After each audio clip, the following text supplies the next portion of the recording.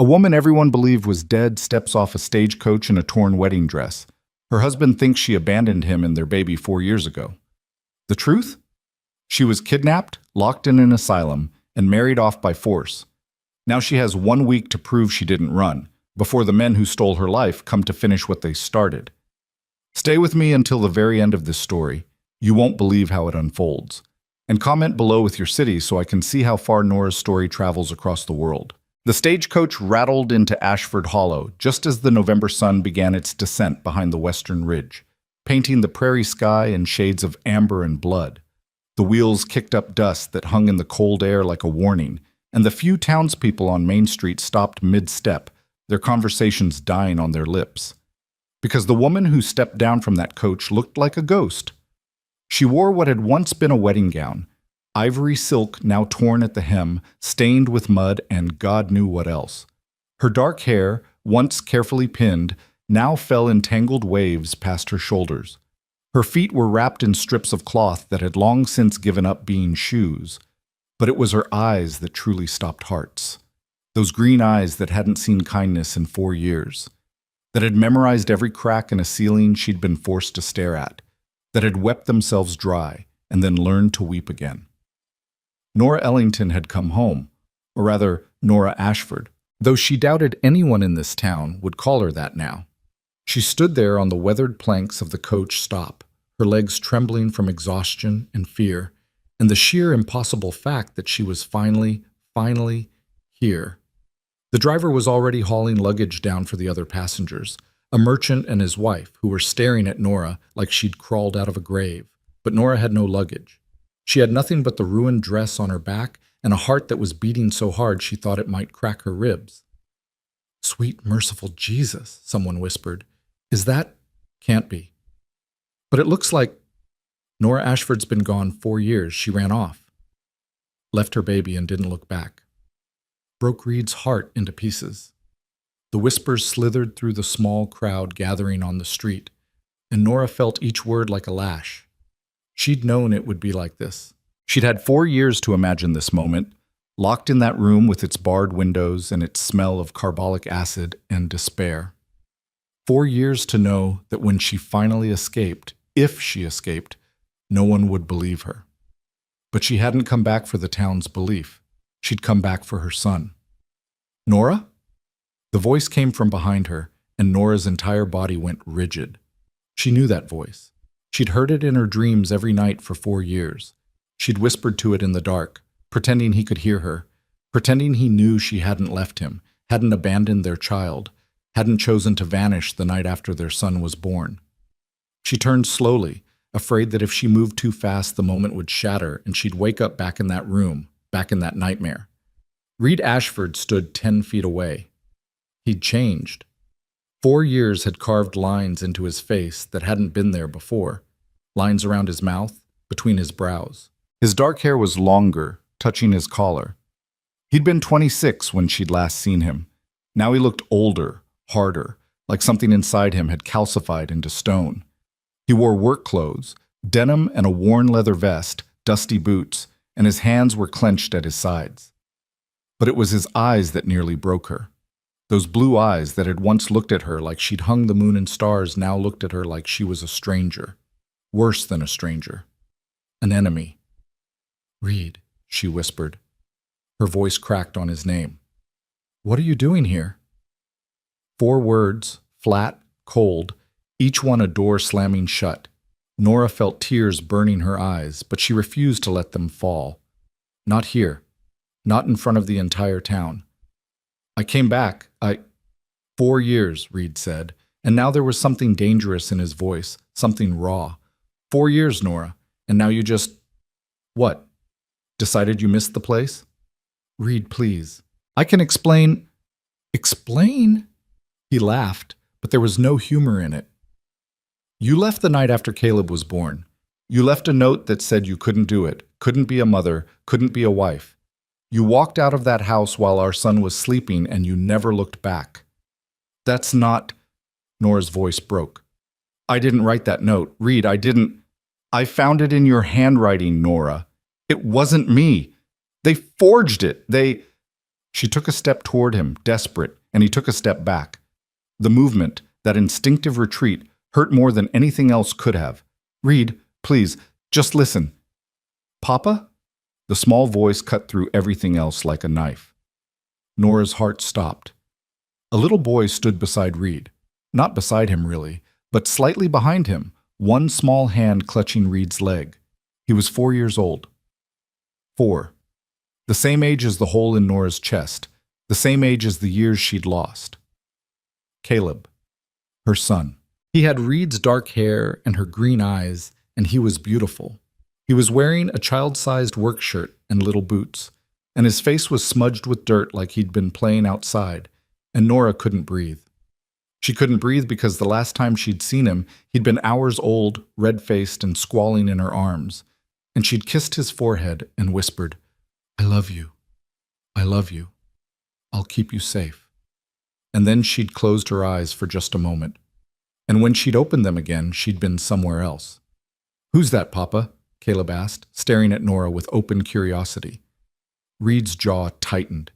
He put his hand on Caleb's shoulder, protective, possessive, and Nora saw the war happening behind his eyes. Whatever else he felt, whatever anger or betrayal or hurt, he was a father first. He wouldn't let his pain touch his son. "Nobody, Caleb," Reed said quietly. "Come on, we need to get home before dark." "But Papa." "Now, son." Reed turned away, his hand still on Caleb's shoulder, guiding him down the street toward where their wagon was hitched. And Nora couldn't let them leave. "His favorite color is blue," she called out, her voice cracking with desperation. He was born at dawn, right as the sun came up, and he didn't cry at first. He just looked around like he was trying to figure out where he was, and I remember thinking he was the bravest thing I'd ever seen. Reed stopped walking. "I sang to him," Nora continued, tears streaming down her face now, her voice shaking. "I only had a few hours, but I sang to him, 'Hush, little baby,' over and over, and I promised him I would always come back no matter what." "Mama used to sing that song to me?" Caleb's voice was small, confused. Reed's shoulders were rigid, his back still to Nora. When he spoke, his voice was so low she almost couldn't hear it. "You don't remember your mama, Caleb." "But you said—" "What I said was your mama left." Reed's voice hardened. "And that's what happened. Come on." They started walking again, and Nora stood there in her ruined wedding dress, watching them disappear down the dusty street. Around her, the townspeople were still whispering, still staring, but she didn't care anymore. She'd come back. After 4 years of hell, after escape and running and fear, she'd come back. And Reed didn't believe her. "You can't give up," she told herself fiercely, even as her legs threatened to give out. "You didn't survive 4 years in that place to give up now." "You got somewhere to stay, miss?" Nora turned. An older woman stood a few feet away, gray hair, kind eyes, a shawl wrapped around her shoulders. Nora recognized her after a moment. Mrs. Henderson, who ran the boarding house on the edge of town. No, Nora admitted. "Come on, then." Mrs. Henderson gestured down the street. "I've got a room. It's not much, but it's clean." "I don't have any money." "Didn't ask if you did." Mrs. Henderson's eyes were sharp but not unkind. "You look half dead on your feet, girl. Whatever your story is, you need a bed and a meal before you tell it." Nora wanted to refuse, wanted to run after Reed and Caleb, wanted to make Reed listen, but she knew it would be useless. Reed was hurt and angry, and she looked like something that had crawled out of a nightmare. She needed time. She needed to be clean, to be fed, to be human again. "Thank you," she whispered. Mrs. Henderson just nodded and started walking. Nora followed, aware of every eye on her back, every whisper that followed her down the street. One step at a time, she told herself. You found them. That's the first step. Now you just have to make Reed believe you. But as she followed Mrs. Henderson toward the boarding house, a chill ran down her spine that had nothing to do with the November wind. Somewhere behind her, in the shadows between buildings, she felt eyes watching. Different eyes. Dangerous eyes. They'd come looking for her. She knew they would. She just had to reach Reed before they reached her. Beds. The boarding house room was small and sparse. A bed, a washstand, a single window overlooking the alley, but to Nora, it felt like a palace. Mrs. Henderson brought up a basin of warm water, a bar of soap, and a plain cotton dress that had seen better days but was clean and whole. "Take your time," the older woman said. "I'll bring up some supper in an hour." Alone, Nora stripped off the wedding dress that had become her prison uniform, her escape clothes, her armor. She washed herself carefully, wincing at the bruises that still mottled her arms, the two sharp angles of her collarbones and ribs. 4 years of asylum food and fear had whittled her down to sinew and bone. But she was still here, still alive, still fighting. She pulled on the cotton dress. It hung loose on her frame, but it was clean and soft, and sat on the edge of the bed, her hands shaking. Now that she was alone, now that the adrenaline was fading, everything was catching up with her. The escape. The 3-day journey on foot and then by coach. The moment she'd seen Reed and Caleb, Reed's face, God, his face, the betrayal in his eyes. He thinks I left him. The thought made her want to scream. She'd spent 4 years imagining their reunion, imagining Reed's relief, his joy, his arms around her. She'd been so stupid. Of course he wouldn't believe her. Why would he? Everyone thought she'd run away. The note they'd forged in her handwriting, how had they done that? She still didn't know, had convinced everyone that she'd abandoned her family. But I didn't. I didn't. I didn't. I didn't. A knock at the door interrupted her spiraling thoughts. Mrs. Henderson entered with a tray, soup, bread, and weak tea. "Eat," she commanded, setting the tray on the small table. "You look like you haven't had a decent meal in months." "Years," Nora corrected quietly. Mrs. Henderson studied her for a long moment. "You want to tell me what really happened? You'd believe me?" "Don't know till I hear it." Nora picked up the spoon, her hand trembling. "The night after Caleb was born, I went to bed. Reed was watching the baby. I was exhausted. The birth had been long and difficult. I remember closing my eyes, and then..." She swallowed hard. "Then I woke up somewhere else. A room with white walls and bars on the windows. They told me I'd had a breakdown, that I'd tried to hurt myself, that I was being kept for my own protection." "Who told you this?" "The doctors, the nurses. The man who said he was my new husband." Mrs. Henderson's eyes widened. "You're what?"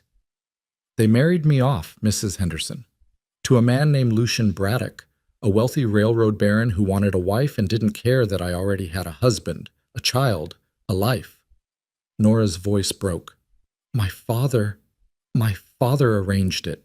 He owed Lucian money, and Lucian wanted me, so they just took me. Drugged me, forged a note in my handwriting, told everyone I'd run away. And they kept me locked up for 4 years. Dear God, I escaped 3 weeks ago. I walked for 2 days before I found a town with a stagecoach. I had nothing, no money, no shoes, but I knew if I could just get back here, if I could just see Reed and Caleb again, I could make them understand. Tears were streaming down Nora's face now. But he doesn't believe me. Reed thinks I abandoned them. Mrs. Henderson sat down heavily on the bed beside her. That's quite a story, girl. You don't believe me either." "I didn't say that." The older woman's voice was gentle. "I said it's quite a story. But I saw your face when you looked at that little boy. I saw Reed's face too. There's history there, pain and love all tangled up. That's not something you can fake." "Then you'll help me? I'll give you a place to stay and food to eat," Mrs. Henderson said carefully. "Beyond that, you need to talk to Reed, really talk to him. And you need proof, girl. Without proof, it's your word against everyone's memories." "I know." Nora wiped her eyes. "But I had to come back. Even if no one believes me, even if Reed never forgives me, I had to try. Caleb deserves to know his mother didn't abandon him." Mrs. Henderson patted her hand. "Eat your soup. Get some rest. Tomorrow, you start fighting for your family." After the older woman left, Nora forced herself to eat, though the food tasted like ash in her mouth. She was exhausted, bone deep, soul deep, exhausted. But when she lay down, sleep wouldn't come. She kept seeing Reed's face, Caleb's confused eyes, the way Reed had stepped back from her like she was dangerous. She'd survived 4 years in hell. She'd escaped. She'd made it home. But the hardest part was just beginning. The next morning, Nora woke before dawn, her heart pounding. For a moment, one terrible, disorienting moment, she thought she was back in the asylum, back in that white room with its locked door and barred windows. But then she heard the sounds of the boarding house waking up around her, smelled bread baking somewhere below, and remembered, I'm free. I'm home. I'm close to Caleb. She dressed quickly in the borrowed cotton dress and made her way downstairs. Mrs. Henderson was in the kitchen, pulling fresh loaves from the oven. You're up early, the older woman observed. I need to see Reed. Where's his ranch? About 3 miles north of town, but Nora, I know he doesn't want to see me. I know he probably won't even let me on his property, but I have to try. Nora's voice was steady, determined. I spent 4 years locked away. I'm not going to waste a single day now that I'm free. Mrs. Henderson studied her for a moment, then nodded. There's a horse in the stable out back. Old mare named Daisy. You can borrow her. But Nora? Reed Ashford's not the same man you left behind. 4 years of thinking you abandoned him and your son. It changed him, made him harder. Don't expect miracles. I'm not expecting miracles, Nora said quietly.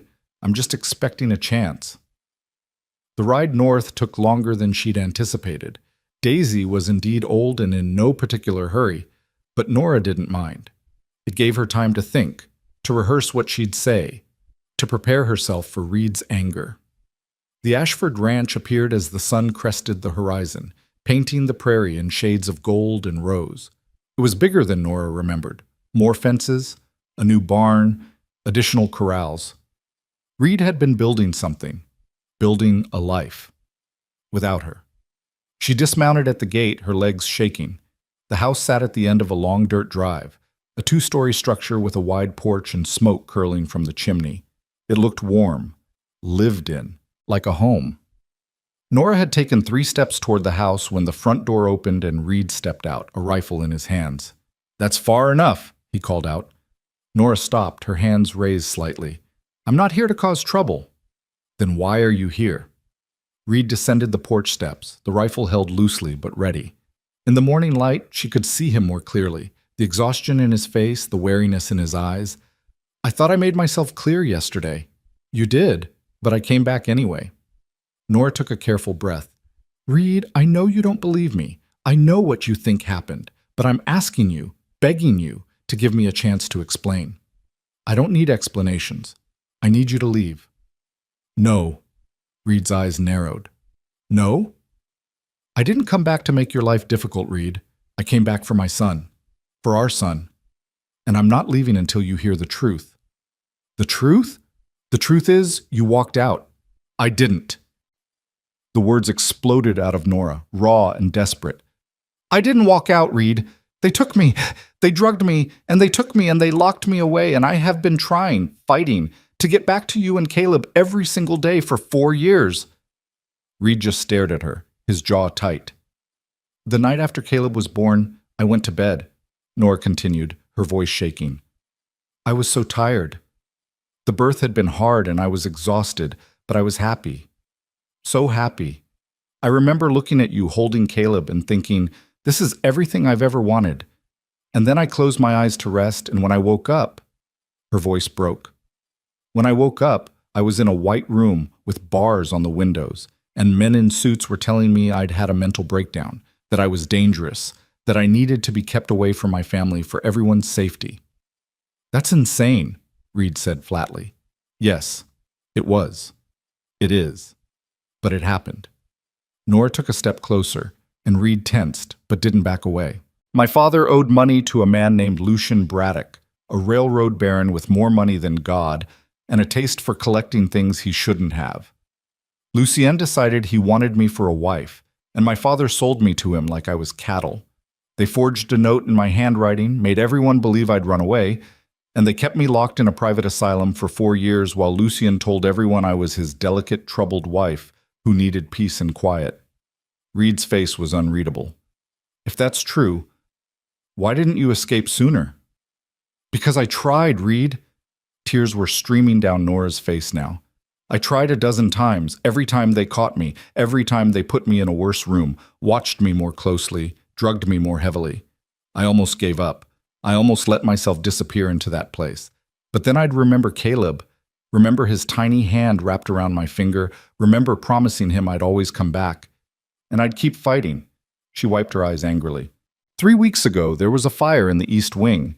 In the confusion, I got out, I ran, I stole clothes from a washing line. I walked until my feet bled, and I didn't stop until I got here. To you. To my family. Reed was silent for a long moment. When he finally spoke, his voice was strained. You really expect me to believe this? I don't expect anything. I'm just telling you the truth. The truth? Reed laughed bitterly. The truth is I spent 4 years wondering what I did wrong, what I could have said or done differently to make you stay. The truth is Caleb has grown up without a mother, and every time he asks about you, I have to tell him you didn't want us. The truth is... Papa? They both turned. Caleb stood on the porch in his nightshirt, his hair sleep mussed, his eyes wide. Caleb, go back inside, Reed said immediately. But Papa, who's that lady? Is she the one from yesterday? Reed hesitated, and Nora seized the moment. My name is Nora, she called out gently. And yes, I was in town yesterday. Are you staying? Caleb asked. No, Reed interrupted firmly. Miss Nora was just leaving. But I like her, Caleb said with the straightforward honesty of a 4-year-old. She has nice eyes, like mine. Nora's heart cracked open. You have very nice eyes, she told him softly.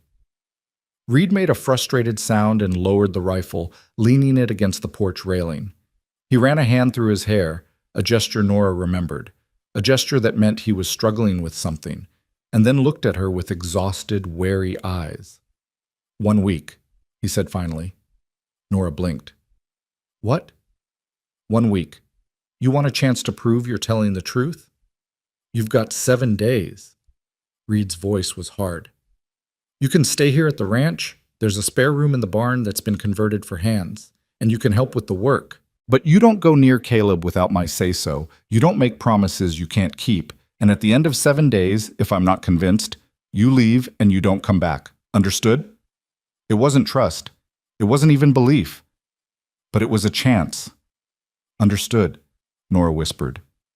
Good. Reed turned toward the house. Caleb, inside. Now. But Papa. Now, son. Caleb disappeared inside and Reed looked back at Nora.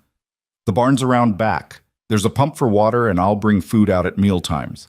Stay away from the house unless I tell you otherwise. Reed? 7 days, Nora. Don't waste them. He went inside and closed the door firmly behind him, leaving Nora standing in the yard as the sun climbed higher and the prairie wind carried the smell of hay and livestock and home. 1 week. 7 days to prove she was telling the truth. 7 days to earn back a life that had been stolen from her. 7 days to make Reed believe. She could do this. She had to do this. For Caleb. For Reed. For the family she'd never stopped fighting to return to. Nora picked up Daisy's reins and led the old mare around to the back of the property, where a sturdy red barn stood alongside several corrals. The spare room Reed had mentioned turned out to be a small tack room that had been fitted with a cot, a chair, and a wood stove. It was clean and dry, and after 4 years in the asylum, it felt like luxury. She was unpacking her meager belongings, which consisted of exactly nothing, when she heard footsteps outside. A moment later, Reed appeared in the doorway with a bundle of blankets and a pillow. Nights get cold, he said shortly, setting them on the cot. Thank you. He nodded and turned to leave, but Nora couldn't let him go without trying once more. Reed? He stopped but didn't turn around. I know you don't believe me yet. I know I have to earn your trust, but I want you to know, her voice caught, I never stopped loving you. Even when I thought I'd never see you again, even when I thought I'd die in that place, I never stopped loving you or Caleb. You two were the reason I survived. Reed's shoulders tensed. For a moment, Nora thought he might say something, might turn around, might soften, even a fraction, but then he simply walked away, his boots crunching on the gravel. Nora sat down on the cot and let herself cry.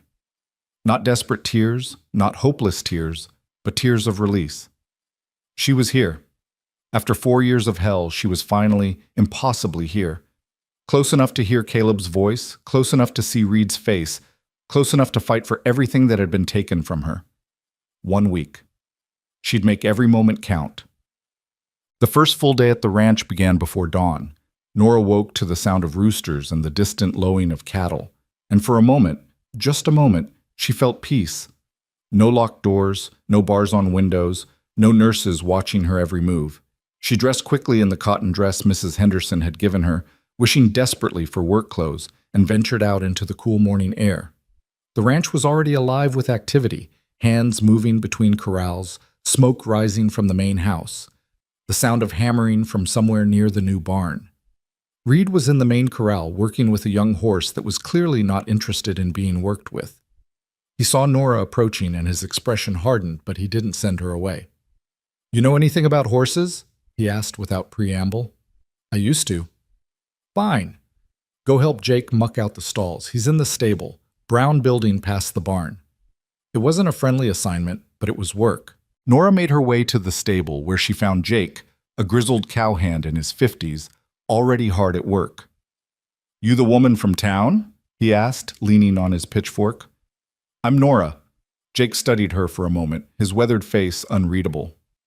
"Boss says you're helping out for a bit." "That's right." "You ever mucked a stall before?" "Yes." "Good. There's a pitchfork in the corner. Work your way down the line. We've got 12 horses and they all need fresh bedding." It was hard, dirty work, exactly the kind of work that made her muscles scream and her hands blister, but Nora attacked it with a kind of fierce joy. Every forkful of soiled hay, every armload of fresh straw was proof that she was here, that she was real, that she was fighting for her family. By midday, her back was screaming and her hands were raw, but she'd cleaned 8 stalls. Jake brought her a dipper of water and a hard look. "You're pushing yourself too hard," he observed. "I'm fine." "You're swaying on your feet." "I said I'm fine." Nora wiped sweat from her forehead. "I can finish the rest before supper."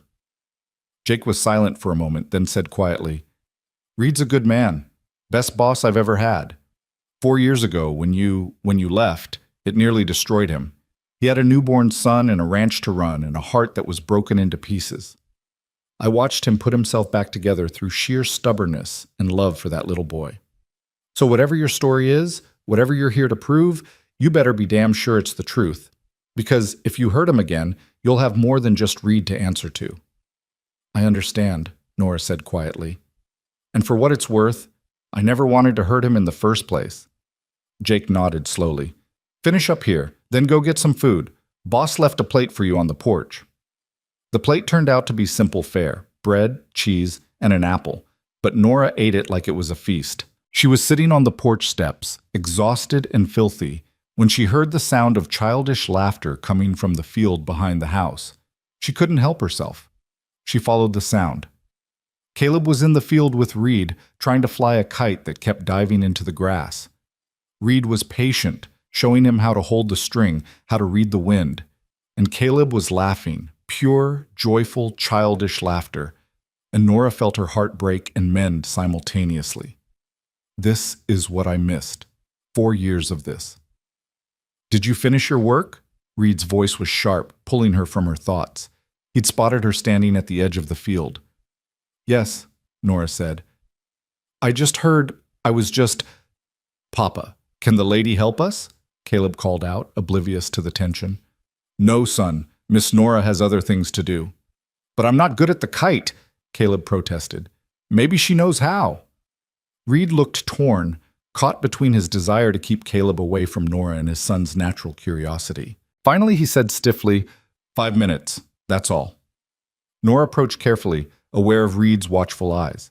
Caleb handed her the kite string with absolute trust, and Nora had to blink back tears. "The trick," she said gently, kneeling beside him, "is to let the wind do most of the work. You just hold steady and guide it." She helped him launch the kite, and this time it caught the wind properly, soaring up into the blue prairie sky. Caleb's face lit up with pure delight. "I did it! Papa, look!" "I see it, son." Reed's voice was softer now, watching his boy. "You're doing real good."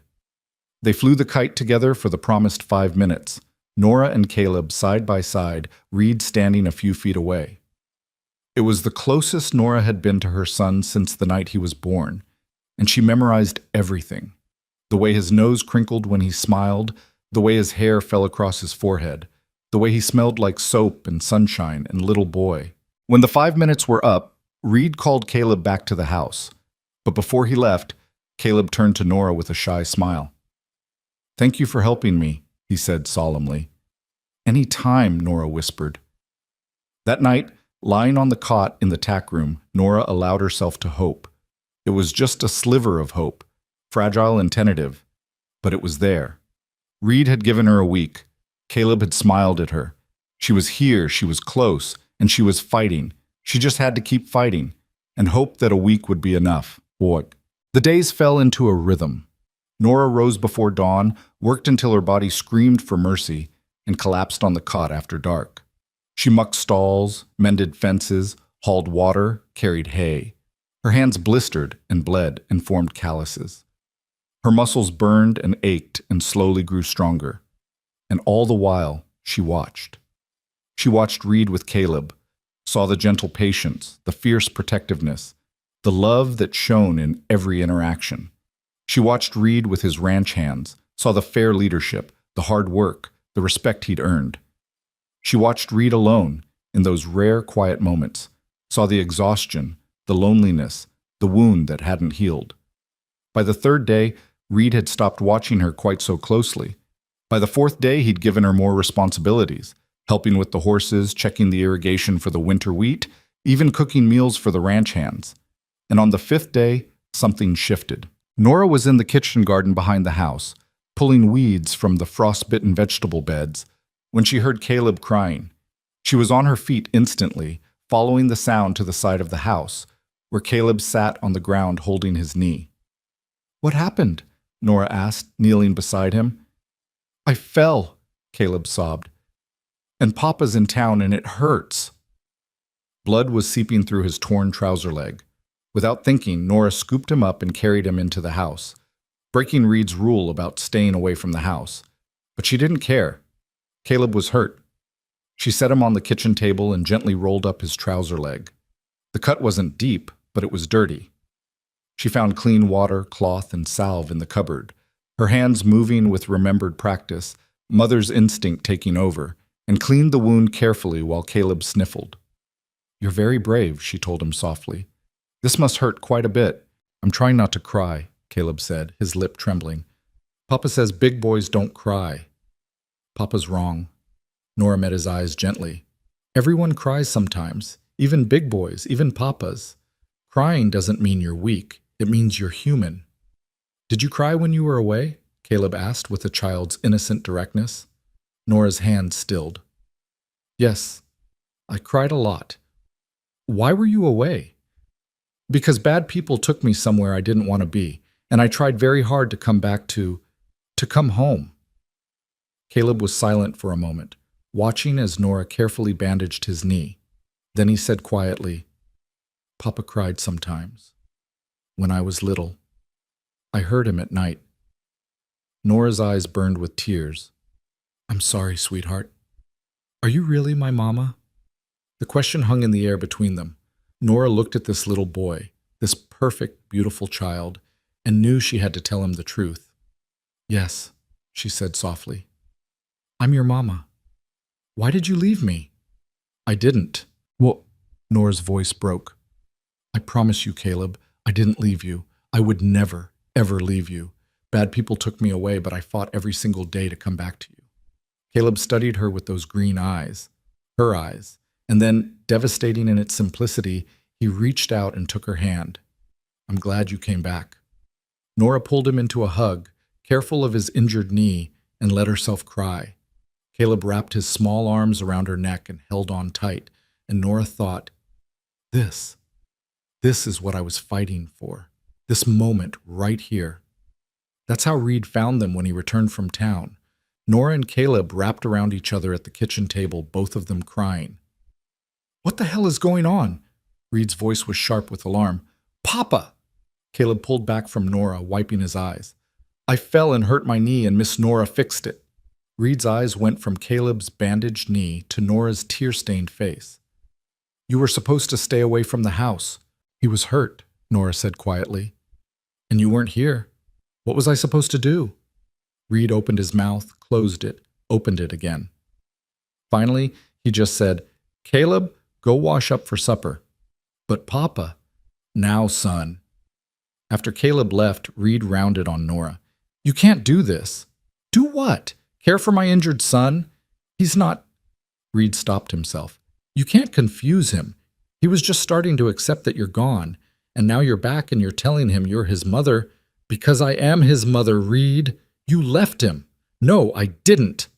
Nora was on her feet now, facing him. How many times do I have to say it? I didn't leave. They took me.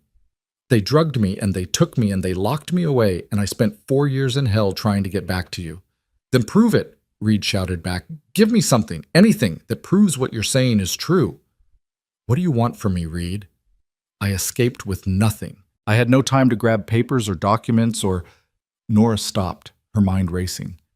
Wait, the asylum. It was called Riverside Haven. It's outside of Newton City, about 100 miles east of here. And Lucian Braddock, the man who held me there, he has an office in Newton. If you want proof, that's where you'll find it. Reed stared at her, his jaw working. Newton's 3 days' ride. I know. And you expect me to just leave my ranch, leave my son, and ride out there on nothing but your word? No, Nora said quietly. I expect you to look at me. Really look at me, Reed, and decide whether you think I'm lying. Reed did look at her. His blue eyes swept over her face, searching for something, truth, lies, she didn't know. And Nora looked back, letting him see everything. The pain, the desperation, the love that had never died. Finally, Reed said, I'll think about it. It wasn't agreement, but it wasn't refusal either. He left the kitchen without another word, and Nora sank back into her chair, exhausted and shaking. But through the window, she could see Caleb in his room upstairs, pressing his hand against the glass. She pressed her hand back, and for the first time in 4 years, Nora let herself believe that maybe, just maybe, she was going to win this fight. The evening was settling into twilight when Nora heard horses approaching the ranch. Not just one or two, several. Her entire body went cold. Through the window of the tack room, she saw them. 5 riders, well-dressed, well-armed, led by a man she would recognize anywhere, Lucian Braddock. He'd found her. Nora's first instinct was to run. 4 years of captivity had taught her that survival meant staying invisible, staying away from the men who owned the keys to her cage. But then she thought of Caleb upstairs in the house, of Reed somewhere on the property, and she knew she couldn't run. Not this time. Running would bring Lucien's attention to this place, to these people, to her family. She had to face him. She stepped out of the tack room just as the riders came to a halt in front of the main house. Lucy Braddock dismounted with the practiced ease of a man who'd never done a day's hard work in his life. All his labor was done by money and intimidation. He was tall, silver-haired, handsome in the way a snake is handsome, and he wore a suit that cost more than most families made in a year. His eyes found Nora immediately, and his smile was a knife wrapped in silk. There you are, darling, he said pleasantly, as if she were a wayward child who'd missed dinner. You've led us on quite a chase. Reed emerged from the barn at that moment, and Nora saw his hand move instinctively toward the pistol at his hip when he took in the scene. 5 armed men, Nora standing rigid with fear, and Lucian Braddock looking at her with possessive satisfaction. Can I help you, gentlemen? Reed's voice was carefully neutral, but Nora could hear the steel underneath. Indeed you can. Lucian turned his attention to Reed with a condescending smile. I'm Lucien Braddock, and I'm here to collect my wife. Reed's eyes cut to Nora, and she saw the question there, the doubt, the confusion, the beginning of belief mixing with betrayal. Your wife? I'm not his wife, Nora said, her voice shaking but clear.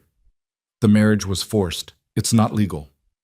Now, darling, Lucian said, pulling a folded document from his jacket. Let's not have another episode.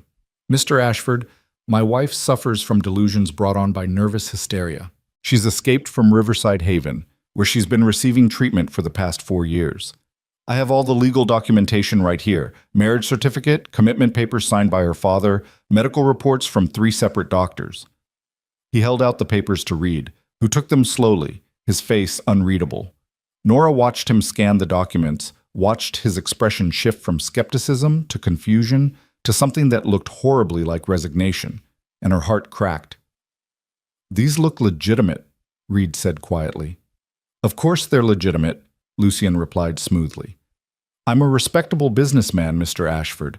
I love my wife, and I only want to bring her home where she can receive proper care." "They're forgeries!"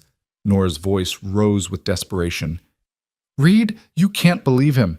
He paid doctors to declare me insane. He paid my father to sign away my rights." "You see?"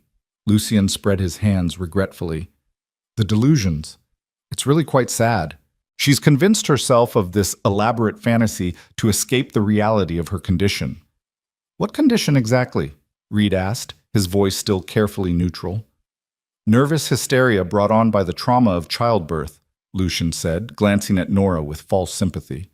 "After her first child was born, from a previous marriage that ended tragically, she had a complete mental collapse. Her father brought her to me for help, and I fell in love with her during her recovery. We married 3 years ago, but she has these episodes, you see, where she forgets her current life and believes she's still with her first husband. It's heartbreaking, really." It was brilliant, Nora realized with sick horror. Lucian had woven truth and lies together so seamlessly that anyone looking at those papers, hearing his reasonable tone, would believe him over her. She looked like exactly what he claimed, a wild, desperate woman in borrowed clothes, making outrageous accusations. "Reed," she said, forcing herself to speak calmly, despite the panic clawing at her throat. "Ask him about the asylum. Ask him why a woman with nervous hysteria needs to be kept behind locked doors and bars on the windows. Ask him why I have scars on my wrists from restraints." Lucian's smile tightened fractionally. "The restraints were for her own safety after she attempted self-harm. I never harmed myself. You restrained me because I kept trying to escape." "You see how agitated she becomes?" Lucian addressed Reed, as if Nora weren't even there. "This is exactly why she needs professional care. Mr. Ashford, I understand this must be confusing for you, but I have legal custody of my wife. I'm asking you, one gentleman to another, to help me get her into the carriage so we can return her to proper care." Reed looked at Nora, and she saw the war in his eyes. Part of him wanted to believe her. She could see it, that flicker of doubt about Lucian's too smooth story. But the papers in his hand, the official seals, the reasonableness of Lucian's tone, all of it was working against her. "Show him your wrist," Reed said suddenly. Nora blinked. "What?" "You said you have scars. Show him. Show all of us." Hope flared in Nora's chest. She pulled up her sleeves, revealing the white scars that circled both wrists, like bracelets. Evidence of 4 years of restraints, of fighting, of desperate attempts to free herself. Lucian barely glanced at them. "As I said, from the restraints necessary to prevent self-harm." "Those aren't self-harm scars," Reed interrupted. His voice was still quiet, but now it held an edge. "I've seen self-harm scars. I've seen restraint scars too, from when we had to rope a ranch hand who went mad from fever. Those scars are from someone fighting to get free. Mr. Ashford, and another thing." Reed took a step forward, positioning himself between Nora and Lucian. "If she's your wife, and she's been in your care for 4 years, why is she half-starved? Why does she look like she hasn't had a decent meal in months? That's not the look of someone receiving proper care." Lucian's pleasant mask slipped, revealing something cold and dangerous underneath.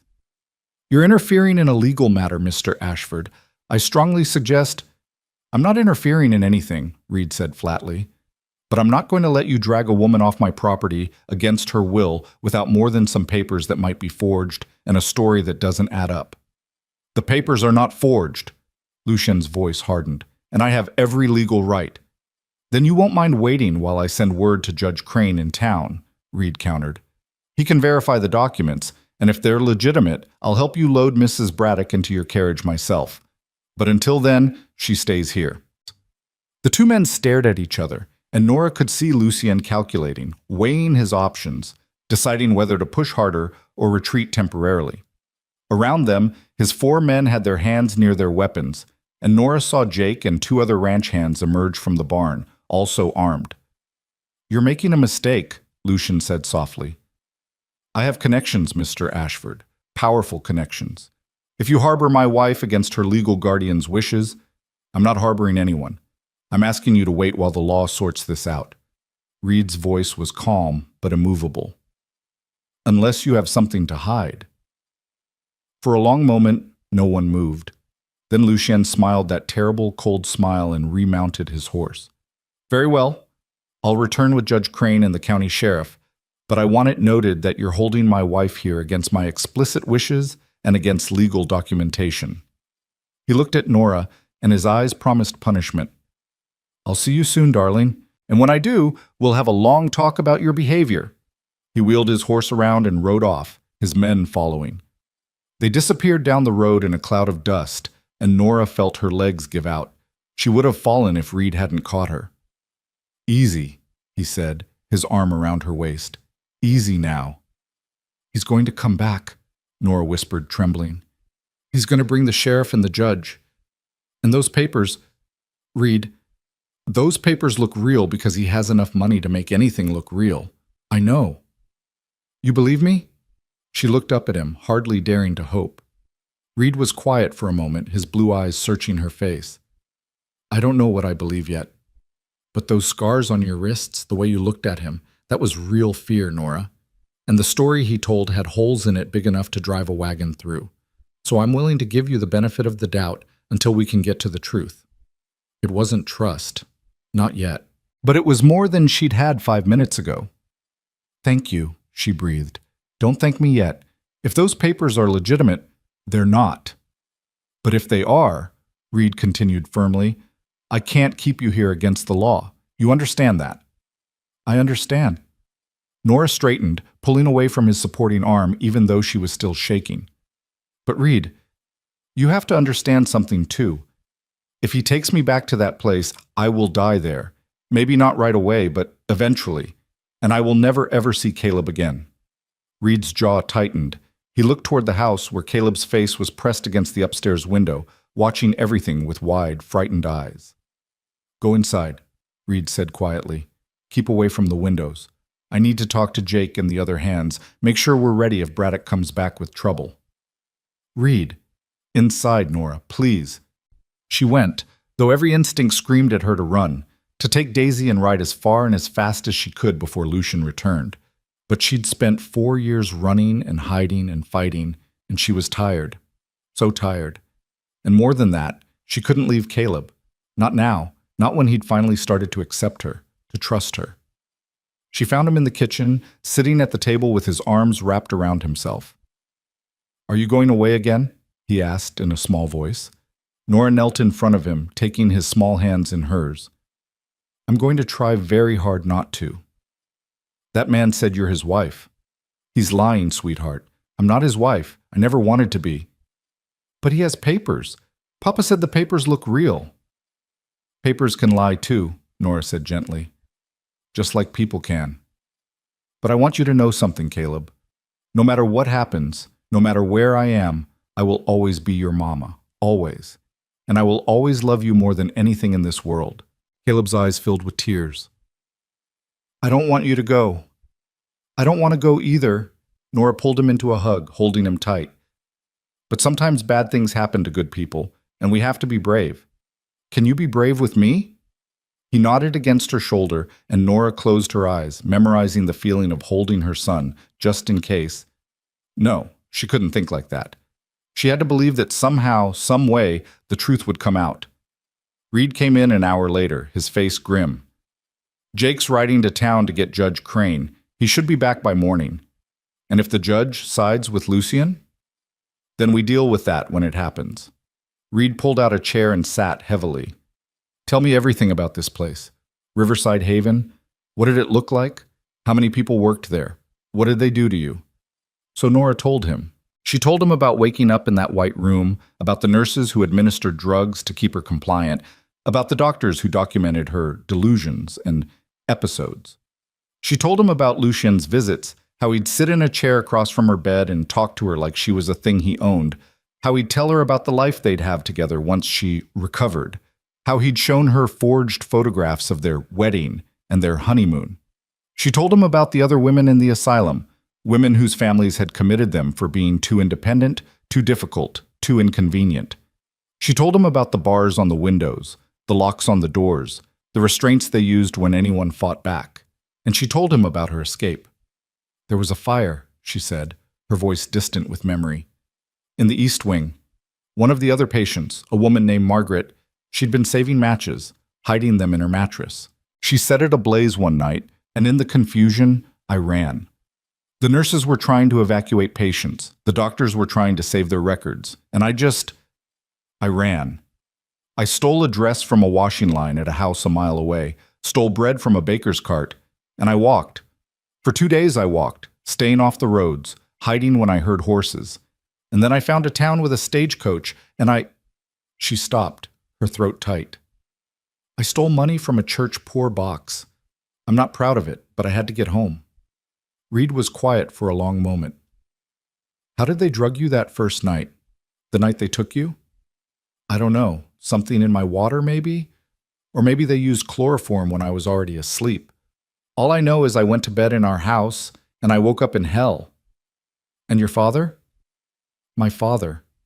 Nora's voice turned bitter. He's the one who arranged it all. He owed Lucian money, gambling debts, and when he couldn't pay, Lucian offered him a deal. Clear the debt in exchange for me. My father always did value money more than family. Where is he now? Dead, as far as I know.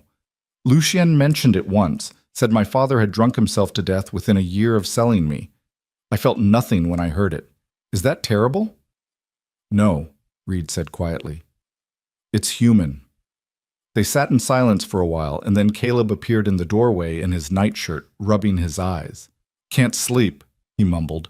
Reed opened his arms, and Caleb climbed into his lap, resting his head against his father's chest. Reed held him close, one hand stroking his dark hair, and Nora felt her heart break all over again at the sight of them. Her family, right here, and still somehow out of reach. Tell me a story, Papa, Caleb said sleepily. I'm not much good at stories, son. Miss Nora can tell one. Caleb looked at Nora with those green eyes. Will you? Nora glanced at Reed, who gave a slight nod. Permission. All right, she said softly. Once upon a time, there was a brave little boy who lived on a ranch with his papa, and the little boy's mama had to go away on a very long journey, not because she wanted to, but because bad people made her. But every single night, even though she was far away, the mama would look up at the stars and make a wish. Do you know what she wished for? Caleb shook his head, already half asleep. She wished that somehow, some way, she would find her way back to her little boy, because she loved him more than all the stars in the sky, more than all the grass on the prairie, more than anything in the whole wide world. Nora's voice caught. And one day, after a very long time, her wish came true. She found her way home, and she never, ever wanted to leave again. Caleb was asleep before she finished, his breathing slow and even against Reed's chest. Reed sat there for a moment longer, looking at his son, and when he finally looked up at Nora, his eyes were wet. I want to believe you, he said hoarsely. God help me, Nora. I want to believe every word you've said. Then believe me. It's not that simple. 4 years, Nora.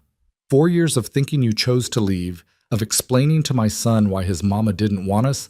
I did want you. I do want you. Both of you. More than anything. Reed stood carefully, cradling Caleb, and carried him upstairs. When he came back down, his face was set in hard lines. We'll wait for the judge, he said, and we'll hear what he has to say about those papers. But Nora, if there's even a chance that what Lucien says is true, that you were actually married to him and committed legally, it's not true. But if it is, I can't keep you here. I won't break the law, even for... He stopped himself. Even for me, Nora finished quietly. Reed looked at her for a long moment, and in his eyes she saw all the years of hurt, all the love that had never quite died, all the desperate hope that maybe, just maybe, he'd been wrong about her. Get some sleep, he said finally. Tomorrow's going to be a long day. But Nora couldn't sleep. She lay on the cot in the tack room, staring at the ceiling, listening to the sounds of the ranch at night. cattle lowing, horses moving in their stalls, the wind whistling through the eaves. And she thought about Lucien, about his cold smile and his threats, about the power he wielded and the money he could use to make lies look like truth. She thought about Reed's face when he'd seen those papers, the way belief and doubt had warred in his eyes. She thought about Caleb, asleep upstairs, dreaming whatever dreams 4-year-old boys dreamed. And she made a decision.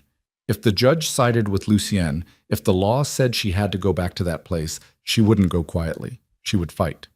She would tell everyone what had been done to her, would drag Lucien's crimes into the light, even if no one believed her.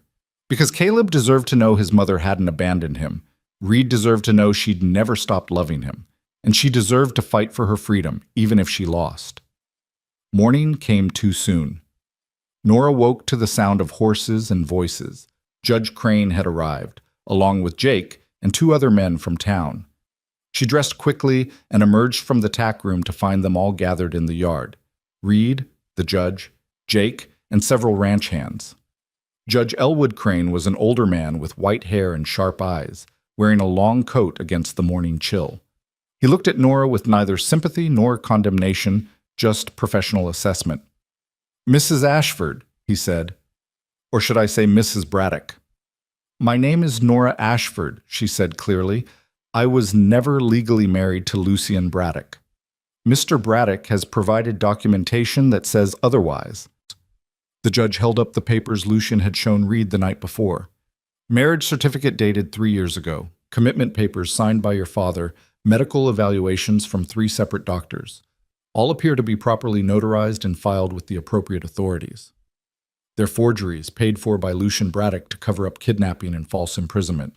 "That's a serious accusation, Mrs." The judge paused. "What would you like me to call you?" "Nora. Just Nora?" "Very well. Nora, these are serious accusations. Do you have any proof to support them?"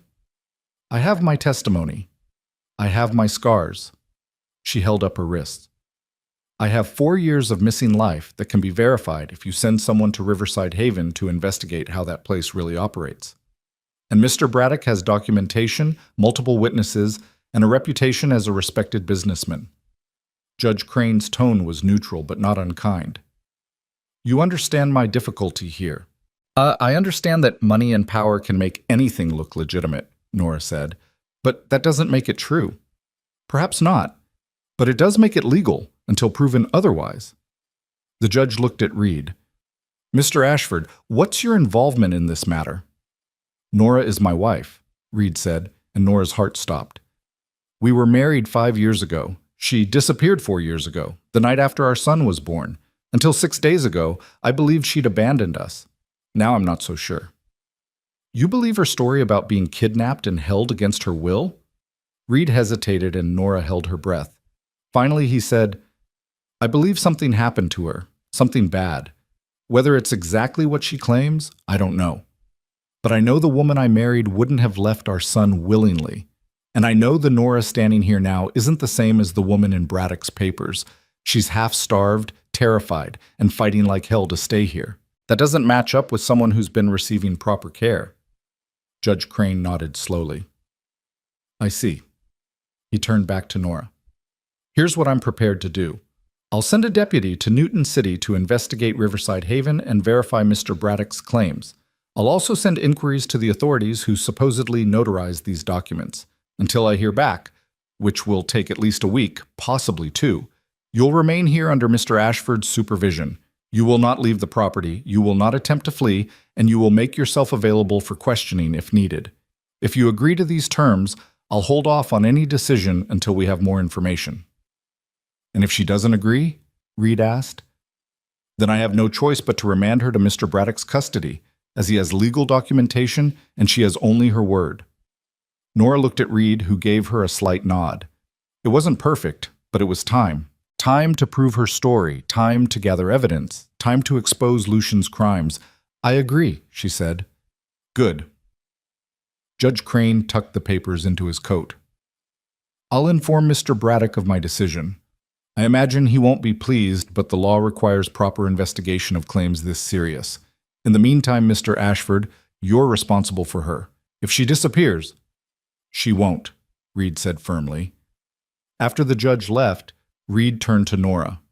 You've got 2 weeks, maybe less if Braddock pushes hard enough.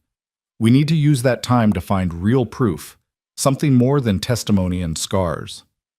I don't know what proof I can give you, Nora said helplessly. Everything I had was taken from me. My clothes, my possessions, even my memories were questioned until I started doubting them myself. The only proof is at Riverside Haven, and if you think Lucien hasn't already sent word to have any evidence destroyed, then we find other proof. Reed's voice was determined. Other patients who escaped, nurses or doctors who might talk, financial records showing payments to your father. Something, Nora, there has to be something. Boss? Jake approached, his weathered face troubled. Got a problem. Some of the hands are talking, saying they don't feel right working for a man who's harboring a crazy woman, saying if Mrs. Ashford, if Nora, is really sick like Braddock claims, she might be dangerous. Reed's jaw tightened. Tell them if they don't like it, they can draw their pay and leave. Anyone who stays works for me, not for town gossip. Already told them that. Lost 2 men. Then we make do with who's left. Reed looked at Nora. Go help with breakfast. I need to check the fences in the north pasture. Make sure we're ready for winter. It was a dismissal, but not an unkind one. Nora went to the house where she found Caleb in the kitchen, building a tower out of wooden blocks. Morning, sweetheart, she said softly. Caleb looked up and smiled, the kind of pure, uncomplicated smile that made everything else fade away. Morning, can you help me make it taller?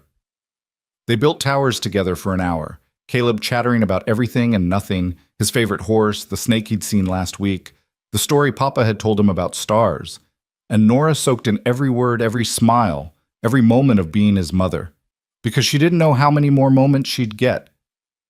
The next few days passed in a strange suspension. Nora working alongside Reed and the remaining ranch hands, Caleb following her everywhere like a shadow, and the whole time knowing that Lucien was out there somewhere, plotting his next move. On the 4th day after Judge Crane's visit, Reed came to her at dusk while she was bringing water to the horses. I'm riding to Newton City tomorrow, he said without preamble. I'm going to find Riverside Haven and see it for myself. Talk to people, look at records, get some real answers. Nora's hands tightened on the water bucket. That's 3 days' ride. What about Caleb, the ranch? Jake can manage the ranch, and Caleb... Reed paused. I'm trusting you with him, Nora. Mrs. Henderson will come stay at the house to help, but you'll be his primary caretaker. Can you do that? Yes. The word came out fierce and certain. Yes, Reed. I can do that. I know. His eyes held hers. That's why I'm asking. I'm starting to believe you, Nora, about all of it, but I need to see the truth with my own eyes. I need to be able to tell my son, when he's old enough to understand, that I did everything I could to find out what really happened to his mother. Thank you, Nora whispered. Reed reached out and touched her cheek, just a brief touch, but it sent warmth flooding through her. Don't thank me yet. Lucien's probably watching the ranch. The minute I leave, he might try something. You need to be careful. Stay close to the house, keep Caleb with you, and if anyone shows up, anyone at all, you send for Jake immediately. Understood? Understood. That night, Nora lay awake in the tack room, listening to the sounds of Reed packing for his journey. She wanted to go to him, to tell him all the things she'd been holding back, how much she still loved him, how grateful she was for this chance, how terrified she was that it would all fall apart. But she stayed where she was, because some conversations needed time and proof and healing before they could happen. Reed left at dawn. Caleb cried when he saw his father riding away, and Nora held him close, murmuring reassurances. Papa will be back soon, she promised. He's going to find out the truth, and then everything will be all right. What if the bad man comes back? Caleb asked, his face pressed against her shoulder. Then we'll be brave together, you and me, Mrs. Henderson arrived an hour later, carrying a basket of supplies and wearing a determined expression. All right, girl, Reed told me what's happening. I'll stay here at the house, help with the cooking and such. But you're in charge of that little boy. Think you can manage? Yes, ma'am. Good. Because if Lucien Braddock shows his face around here, we're going to show him what prairie women are made of. For 3 days, it was almost peaceful. Nora cooked meals, cared for Caleb, helped Jake with the lighter ranch work.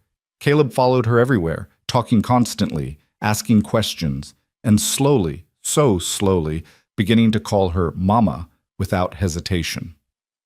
On the third night, Nora was putting Caleb to bed when he wrapped his arms around her neck and whispered, "I'm glad you came back. Even if you have to go away again, I'm glad I got to know you." "I'm not going anywhere," Nora promised, even though she knew it might be a lie. "I'm staying right here with you." But the next morning, the morning Reed was due to return, everything changed. Caleb woke up burning with fever. Nora knew immediately that something was wrong. His skin was hot to the touch, his eyes glassy and unfocused. He whimpered when she tried to get him to drink water, and his small body was racked with shivers despite the blankets. "Mrs. Henderson," Nora called, trying to keep the panic out of her voice. "Something's wrong with Caleb." The older woman took one look at the boy and paled. "It's the fever. The same one that's been going through town. Lost 2 children to it already." "No." Nora's voice was fierce. "No, he's not going to die. Tell me what to do." "Keep him cool. Get the fever down any way you can, and pray." For the next 12 hours, Nora didn't leave Caleb's side. She bathed him with cool cloths, forced water down his throat drop by drop, sang to him when he cried, held him when he shook. Mrs. Henderson helped when she could, but this was Nora's fight. This was her son, her baby, and she would not lose him. Night fell, and Caleb's fever climbed higher. He was delirious, calling for Reed, crying out about monsters and shadows. Nora held him against her chest, rocking him, whispering every prayer she could remember. "Please," she whispered to whatever God might be listening. "Please don't take him from me. Just got him back, please." Dawn was breaking when the fever finally crested. Caleb's skin was still hot, but not the terrifying burning heat of the night before. His breathing was easier, and when Nora bathed his forehead with cool water, his eyes fluttered open. "Mama?" he whispered. "I'm here, sweetheart. I'm right here. I don't feel good." "I know, baby, but you're going to be all right. The fever's breaking." Caleb closed his eyes again, but this time it was true sleep, not the restless, fevered unconsciousness of before.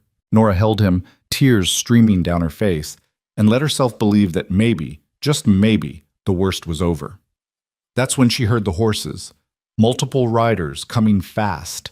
Through the window she saw them, Lucien and his men, along with 2 men wearing badges, the sheriff and his deputy. Mrs. Henderson appeared in the doorway, her face grim. "They've got papers, Nora. Legal orders. Judge Crane's investigation came back. Lucian's lawyers got to the right people, paid off the right witnesses. They're saying the commitment was legitimate, that you're legally Lucian's wife, and that you need to be returned to his custody immediately." "No." Nora looked down at Caleb, still sleeping, still fighting the fever. "No, I'm not leaving him. Not now. You might not have a choice." "Then I'll make a choice." Nora's voice was steel. "Go get Jake. Tell him to get every ranch hand we have, every person in town who might listen. I'm not going quietly. If they want to take me, they're going to have to drag me out of here in front of everyone. And I'm going to tell the truth, the whole truth, where everyone can hear it." Mrs. Henderson nodded once and disappeared. Nora heard her calling for Jake, heard the ranch coming alive with voices and movement. She looked down at Caleb, pressed a kiss to his hot forehead, and whispered, "I love you. No matter what happens next, remember that I love you." Then she stood, laid Caleb gently in his bed, and went downstairs to face the men who wanted to take her freedom. She'd survived 4 years in hell. She'd fought her way home. She'd nursed her son through fever. She could do this. She had to do this, because this was her last chance to fight for her family, and she wasn't going to waste it. Retried. Nora stepped out onto the porch, just as Lucien dismounted from his horse with the casual confidence of a man who knew the law was on his side. The sheriff and his deputy flanked him, both looking uncomfortable but determined. Behind them, Lucien's 4 hired men sat their horses like sentinels, hands resting near their weapons. The ranch yard had filled with people in the few minutes since Mrs. Henderson had sounded the alarm. Jake and the remaining ranch hands stood in a loose semicircle, armed but not threatening. Beyond them, townspeople had begun to arrive, drawn by curiosity or concern. Nora couldn't tell which. She recognized faces from Main Street, from the boarding house, from the general store. All of them watching, all of them waiting to see what would happen. Good. She wanted witnesses. Nora, Lucian said pleasantly, spreading his hands as if greeting an old friend. There you are, darling. It's time to come home now. I am home, Nora said, her voice carrying across the yard. This is my home. That little boy upstairs is my son, and you have no right to take me from them. The sheriff stepped forward, pulling a folded document from his coat. Ma'am, I'm afraid I do have the right. Judge Crane's investigation confirmed Mr. Braddock's documentation. You're legally his wife, and he has legal custody of you due to your medical condition. I'm here to enforce the law. Then the law is wrong, Nora said flatly. She looked past the sheriff to the gathered crowd, raising her voice so everyone could hear. 4 years ago, I didn't abandon my husband and newborn son. I was kidnapped, drugged, and taken from my bed in the middle of the night. My father sold me to Lucien Braddock to pay his gambling debts, and Lucien locked me away in an asylum where he kept me prisoner for 4 years. Murmurs rippled through the crowd. Lucien's expression didn't change, but Nora saw the flash of anger in his eyes. You see, he said to the sheriff, his voice full of regret. The delusions again. Sheriff, please, this is painful for everyone involved. Let's get my wife into the carriage so she can receive proper care. I'm not delusional, Nora's voice cracked with fury. I can tell you the name of every nurse who worked at Riverside Haven. I can describe the room they kept me in. 12 feet by 8 feet, white walls, barred window facing east, iron bed frame bolted to the floor. I can tell you about Margaret, who set the fire that let me escape. I can tell you about the drugs they gave me 3 times a day to keep me compliant, about the restraints they used when I fought back, about the 4 years of hell I survived because I knew that my son was out here somewhere waiting for his mama to come home. More murmurs. Some of the townspeople were looking at her with something like belief now, but others still looked skeptical. Lucien had money and power and the weight of legal documentation.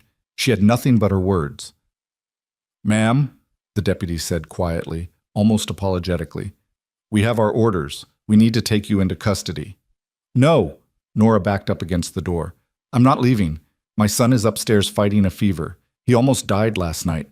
I sat with him for 12 hours, bathing his forehead, forcing water down his throat, praying he'd live to see another sunrise. And he did. The fever broke at dawn, but he's still sick, still weak, and I'm not leaving him. The boy will be fine, Lucien said dismissively. Mr. Ashford can care for him.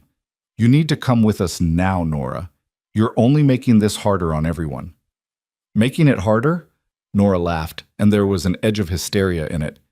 You stole 4 years of my life, Lucien. You kept me locked in a cage like an animal. You paid doctors to declare me insane, paid my father to sign away my rights, paid forgers to create a marriage certificate for a wedding that never happened. And now you stand there with your legal papers and your bought witnesses and tell me I'm making things harder? That's enough. The sheriff's voice was firmer now. Ma'am, I understand you're upset, but you need to come along peacefully. Don't make me— Make you what? Nora's voice rose. Drag me away from my sick child? Force me into a carriage against my will? Do it then. But you'll do it in front of all these people. You'll do it where everyone can see exactly what you're helping him do to me. The sheriff hesitated, glancing at the crowd. Some of the townspeople were shifting uncomfortably now, and Nora pressed her advantage. Ask him about the asylum, she called out to the assembled crowd. Ask him why a woman with nervous hysteria needs to be kept behind locked doors with bars on the windows. Ask him why I have scars from restraints, why I'm half-starved, why I look like I've been through hell. Ask him why, if I'm his loving wife, I'm terrified of him. Because you're sick, Lucien's veneer of patience was cracking. Because you need treatment, and you're too ill to understand what's best for you. Then let me prove I'm not sick. Nora looked directly at the sheriff. Give me a test. Ask me questions. Examine me. If I'm truly delusional, truly insane, surely that will be obvious. But if I'm not, if I can demonstrate that I'm perfectly sane and that everything I'm saying is true, then you need to investigate those papers more closely. The sheriff looked uncertain. That's not how the law works, ma'am. But it's how justice works, came a new voice. Everyone turned. A woman was pushing through the crowd, middle-aged, well-dressed, with sharp eyes and an air of authority. Nora didn't recognize her at first, but then the woman spoke again, and memory clicked into place. "My name is Dr. Sarah Winters," the woman said. "I'm a physician from Newton City. I've been traveling through this region, examining public health conditions, and I happened to be in town when I heard about this situation." She looked at Nora with professional interest. "I've also heard rumors about Riverside Haven, disturbing rumors about the treatment of female patients there." Hope flared in Nora's chest. "You know about that place?" "I know of it," Dr. Winters corrected. "I've never been permitted inside. The directors refuse to allow outside physicians to examine their practices. But I've treated 3 women who escaped from there over the past 2 years. All 3 told similar stories of false commitments, drugged compliance, and imprisonment masquerading as treatment." Lucian's face had gone pale. "This is highly irregular. Sheriff, you have your orders, and I'm trying to execute them without causing unnecessary harm," the sheriff snapped, his own patients clearly wearing thin. He looked at Dr. Winters. "You're saying this woman might be telling the truth?" "I'm saying she deserves a fair examination before you haul her off to an institution," Dr. Winters replied. "I can perform that examination right now, if you'll permit it. It will take less than an hour, and then we'll have a medical opinion from an independent physician. Surely Mr. Braddock wouldn't object to that if his wife's condition is as clear-cut as he claims." The trap was beautifully laid. If Lucian objected, it would look like he had something to hide. If he agreed, Nora would have a chance to prove her sanity. "This is absurd," Lucian said, but there was uncertainty in his voice now. "The papers are legitimate. The commitment was legal. Then you have nothing to fear from an independent examination," Dr. Winters said coolly. "Unless, of course, you do have something to hide." The crowd was fully engaged now, watching the standoff with rapt attention. The sheriff looked from Dr. Winters to Lucian to Nora, clearly trying to decide what the right course of action was. "1 hour," he said finally. "Dr. Winters can examine Mrs." He paused. "Can examine the lady in question, but Mr. Braddock stays on the property, and my deputy stays at the door. After the examination, we proceed according to the law. Agreed?" It wasn't perfect, but it was a chance. "Agreed," Nora said immediately. "This is outrageous," Lucian began. "1 hour won't make a difference if your papers are as solid as you claim," the sheriff interrupted. "And it might save us all a lot of trouble down the road. Dr. Winters, proceed with your examination." Dr. Winters gestured for Nora to lead the way inside. They went up to Caleb's room, where the little boy was still sleeping fitfully, his face flushed with lingering fever. "Doctor," Winters examined him briefly, then nodded. "The fever's breaking. He should be fine with continued rest and fluids." She turned her full attention to Nora. "Now then, let's begin." The examination was thorough and surprisingly gentle. Dr. Winters asked Nora questions about her memory, her perceptions, her experiences. She examined Nora's physical condition, noting the scars on her wrists, the evidence of prolonged malnutrition, the muscle tremors that came from months of forced sedation, followed by abrupt withdrawal. "Tell me about the drugs they gave you," Dr. Winters said, her tone clinical but not unkind. "Laudanum, mostly. Sometimes chloral hydrate when I fought the restraints. They called it treatment for nervous agitation, but it was just a way to keep me docile." Nora's voice was steady now, focused. "The doses were carefully calculated, enough to keep me compliant but not enough to kill me. Lucian wanted me alive and controllable, not dead." "And the restraints?" "Leather straps on a regular bed frame at first. Later, when I kept trying to escape, they moved me to a room with iron rings bolted into the wall." Nora held up her wrists, showing the scars. "These are from fighting those restraints. I pulled against them until my wrists bled, night after night, trying to work them loose." Dr. Winters examined the scars closely, then made notes in a small leather journal. "These are consistent with prolonged restraint, not self-harm. The pattern of scarring indicates repeated trauma over an extended period." She looked up at Nora. "Tell me about your escape." So Nora told her about Margaret and the fire, about running through the darkness, about stealing clothes and food, and traveling for days to get home. Dr. Winters listened without interrupting, occasionally making notes, her expression professionally neutral. When Nora finished, Dr. Winters was quiet for a long moment. Then she said, I need to check on something. Wait here." She left the room, and Nora could hear her speaking with someone downstairs, a low, urgent conversation. Minutes crawled by. Caleb stirred in his sleep, murmuring something unintelligible, and Nora smoothed his hair back from his forehead, whispering reassurances. Finally, Dr. Winters returned, but she wasn't alone. Mrs. Henderson was with her, and the older woman's face was grim. "Tell Dr. Winters what you told me," Mrs. Henderson said. "About what?" "About the night Nora disappeared. You said you remembered something." Mrs. Henderson nodded slowly. "I didn't think much of it at the time. It didn't seem important. But the night Nora disappeared, I saw a fancy carriage outside the Ashford house. 3 in the morning it was. I was up with a sick grandchild looking out the window, and I saw this carriage. Big black thing, the kind rich folks from the city use. Had a crest on the side, though I couldn't make out what it was in the dark." Dr. Winters looked at Lucian through the window, where he stood in the yard looking increasingly agitated. "What does Mr. Braddock's family crest look like?" "A raven, over 2 crossed swords," Mrs. Henderson said. "I've seen it on his business cards in town. Same crest that was on that carriage 4 years ago." The puzzle pieces were falling into place, but Nora knew they needed more. One woman's midnight observation wouldn't be enough to overturn Lucian's legal papers. "There's something else," Dr. Winters said quietly. "I sent my assistant to Newton City 3 days ago to investigate Riverside Haven more thoroughly. He returned this morning with some very interesting information." She pulled a telegram from her pocket. "It seems Riverside Haven is currently under investigation by the Territorial Medical Board for numerous violations, including accepting patients without proper legal documentation, administering excessive drugs, and financial irregularities. Several staff members have already been arrested and more charges are pending." Hope surged through Nora's chest. "Does that mean—" "It means the institution where you were held is now legally questionable. Any commitments made through that facility are under review." Dr. Winters' voice was careful but hopeful. "And if we can prove that your commitment was fraudulent, then everything else, the marriage, the legal guardianship, all of it, comes into question." "But how do we prove it was fraudulent?" "We get your father's signature examined by a handwriting expert. We find witnesses who can testify about the night you disappeared. We investigate Mr. Braddock's financial records to see if there are payments that correspond to bribes or payoffs." Dr. Winters looked at Nora steadily. "But most importantly, I need to give my professional opinion.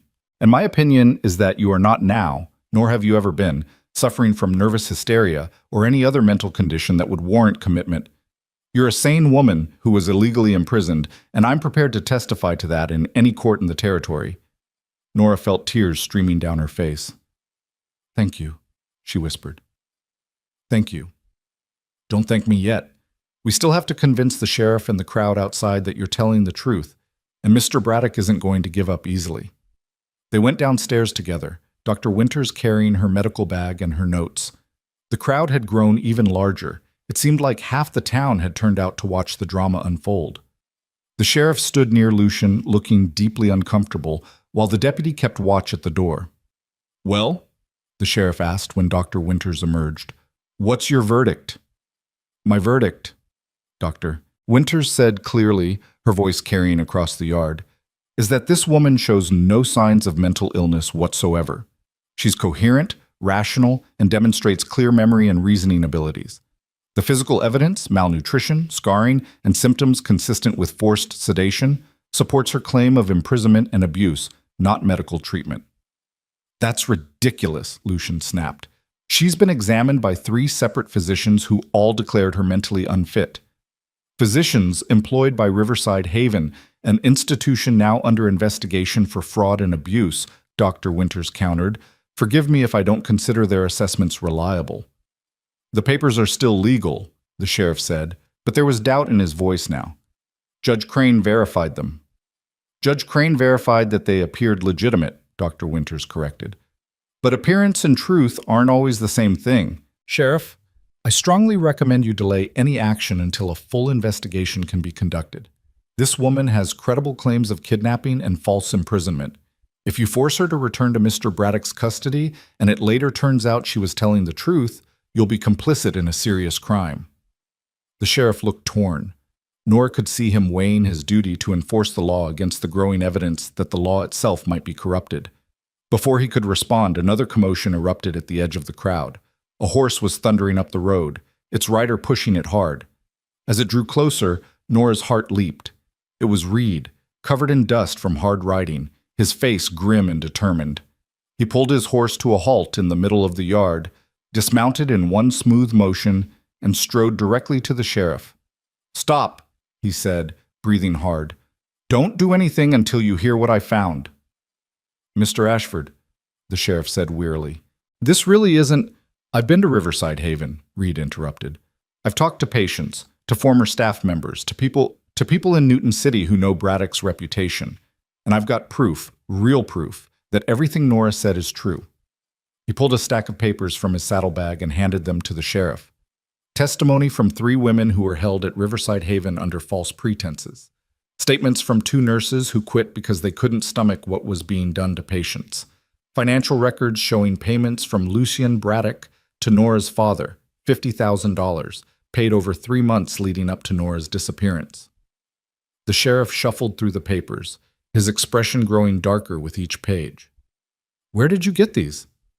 "From people who were afraid to come forward before because Braddock has money and power," Reed said. "But when I told them there was a woman fighting for her freedom, fighting to get back to her son, they agreed to give testimony. Some of them came with me. They're back at the town hall right now, waiting to make formal statements." Lucian's face had gone from pale to red, fury replacing his earlier composure. "This is a conspiracy. These people are lying. They've been paid to tell these stories. Like you paid doctors to declare Nora insane?" Reed's voice was cold as winter. "Like you paid her father to sell his daughter? Like you paid forgers to create a marriage certificate for a wedding that never happened? You can't prove any of that." "Actually, I can." Reed pulled out one more document, a marriage certificate, but not the one Lucian had shown the sheriff. "This is Nora's real marriage certificate, from our wedding 5 years ago. Witnessed by Judge Crane himself, you can verify the signature. If Nora married me 5 years ago, then she couldn't have legally married you 3 years ago, could she? Which means your marriage certificate is a forgery." The sheriff compared the 2 documents, then looked at Lucien with hard eyes. "Mr. Braddock, I think you'd better come with me to the town hall. We need to have a serious conversation about these discrepancies." "I'm not going anywhere," Lucien snarled. "I have rights. I have legal documentation. You can't just—" "I can and I am," the sheriff said firmly. "Deputy, please escort Mr. Braddock to town, peacefully, if possible." For a moment, Nora thought Lucien might actually resist. His hired men shifted in their saddles, hands moving toward weapons. But then Jake and the ranch hands closed ranks, their own weapons clearly visible, and the odds suddenly looked very different. Lucien must have done the math because he backed down. But before he let the deputy lead him toward a horse, he looked at Nora with pure venom. "This isn't over," he said softly. "I have lawyers, connections, money. You think you've won? You've won nothing. I'll drag this through every court in the territory, and eventually, they'll give you back to me. And when they do, Nora, I'll make sure you never see daylight again." "Get him out of here," the sheriff said tiredly. As Lucien was led away, the crowd erupted in chatter.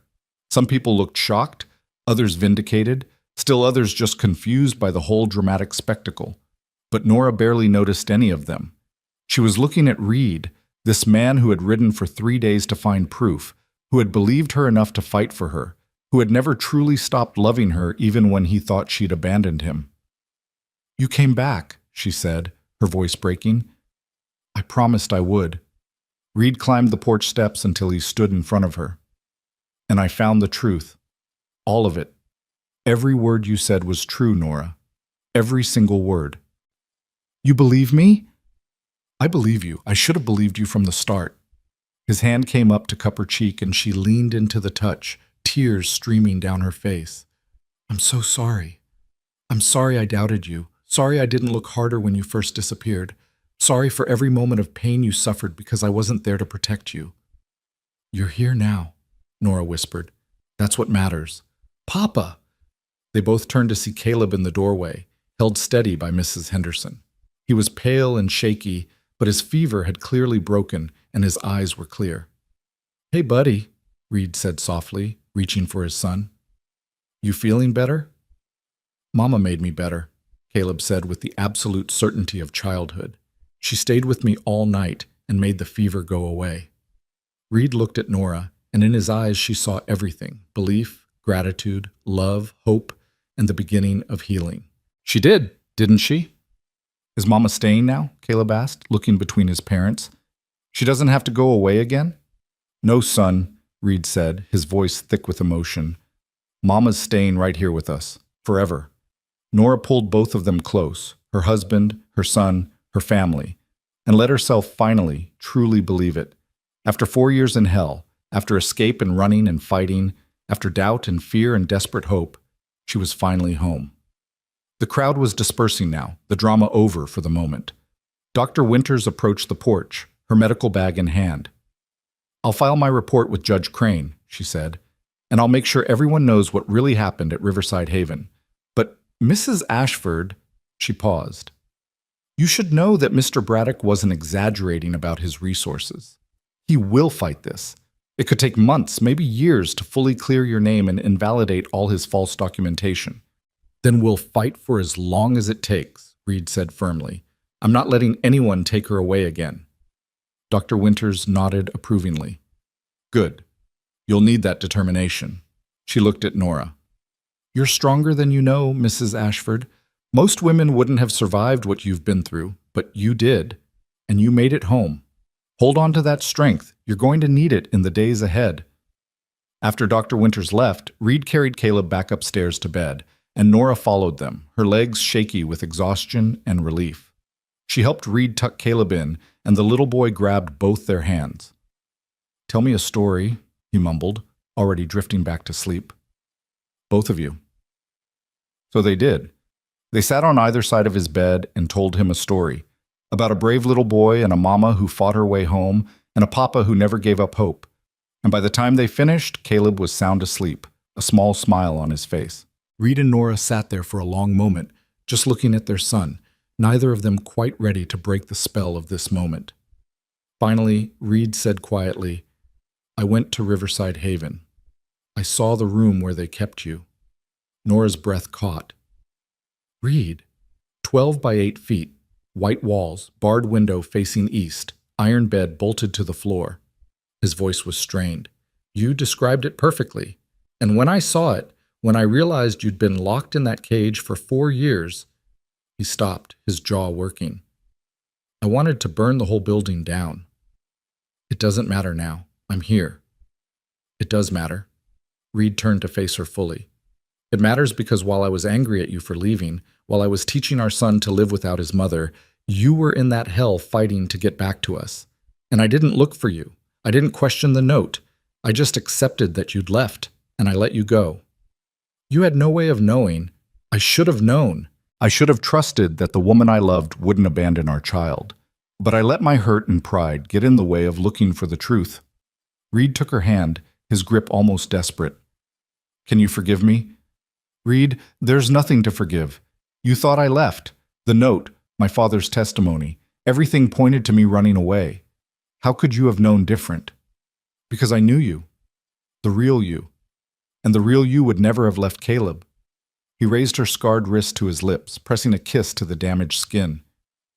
I failed you when you needed me most. But I swear to you, Nora, I will spend the rest of my life making it up to you.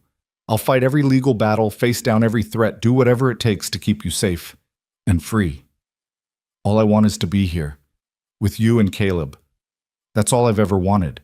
Reed pulled her close, and Nora let herself sink into his embrace, breathing in the familiar scent of him, leather and horses and prairie wind.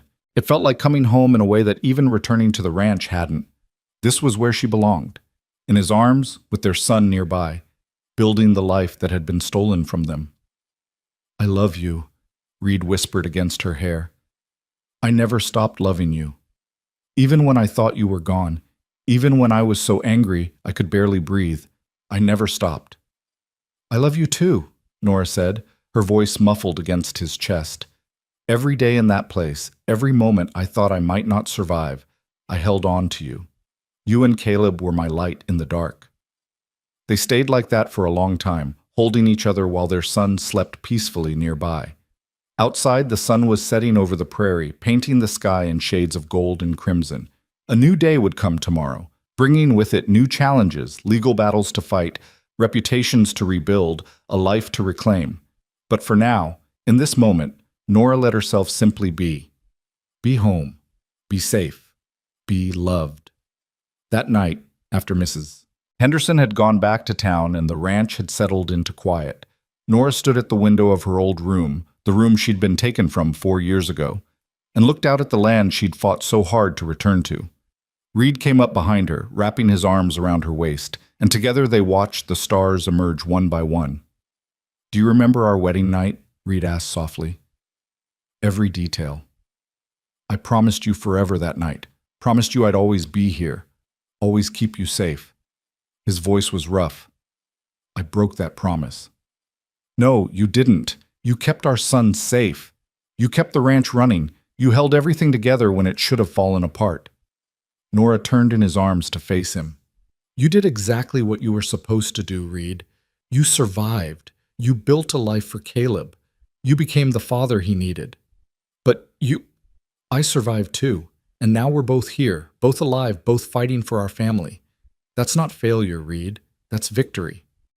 He kissed her then, soft and gentle at first, then deeper, 4 years of longing and loss and love pouring between them. When they finally pulled apart, both breathing hard, Reed rested his forehead against hers. "I want to remarry you," he said. "I know we're already married, but I want to do it again, in front of the whole town. I want everyone to see that you're my wife, that you've always been my wife, and that no forged paper or corrupt judge or rich bastard with too much money is going to change that." Nora smiled through her tears. "I'd like that.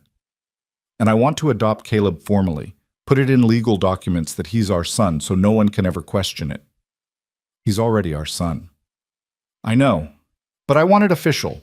I want every legal protection we can get around this family, so that when Braddock comes back with his lawyers, and he will come back, we're ready."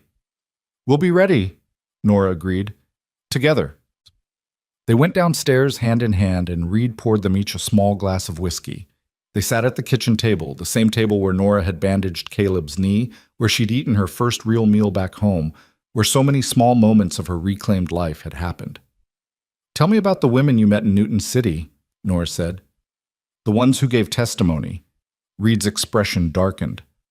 3 of them, all held at Riverside Haven under false pretenses, just like you. One was committed by her husband because she'd inherited money he wanted to control. Another was sent there by her brother after she refused to marry the man he'd chosen for her. The third, he paused. The third was only 17 when her father had her committed for moral deficiency after she tried to leave home. "Where are they now?" "Safe. One staying with Dr. Winters, who's helping her get legal representation. The other 2 have family who are willing to take them in now that the truth is coming out." Reed took a drink. "They all wanted me to tell you something. They said you were brave for fighting back, for coming home, for not letting Braddock win. They said you gave them hope that they could fight back too."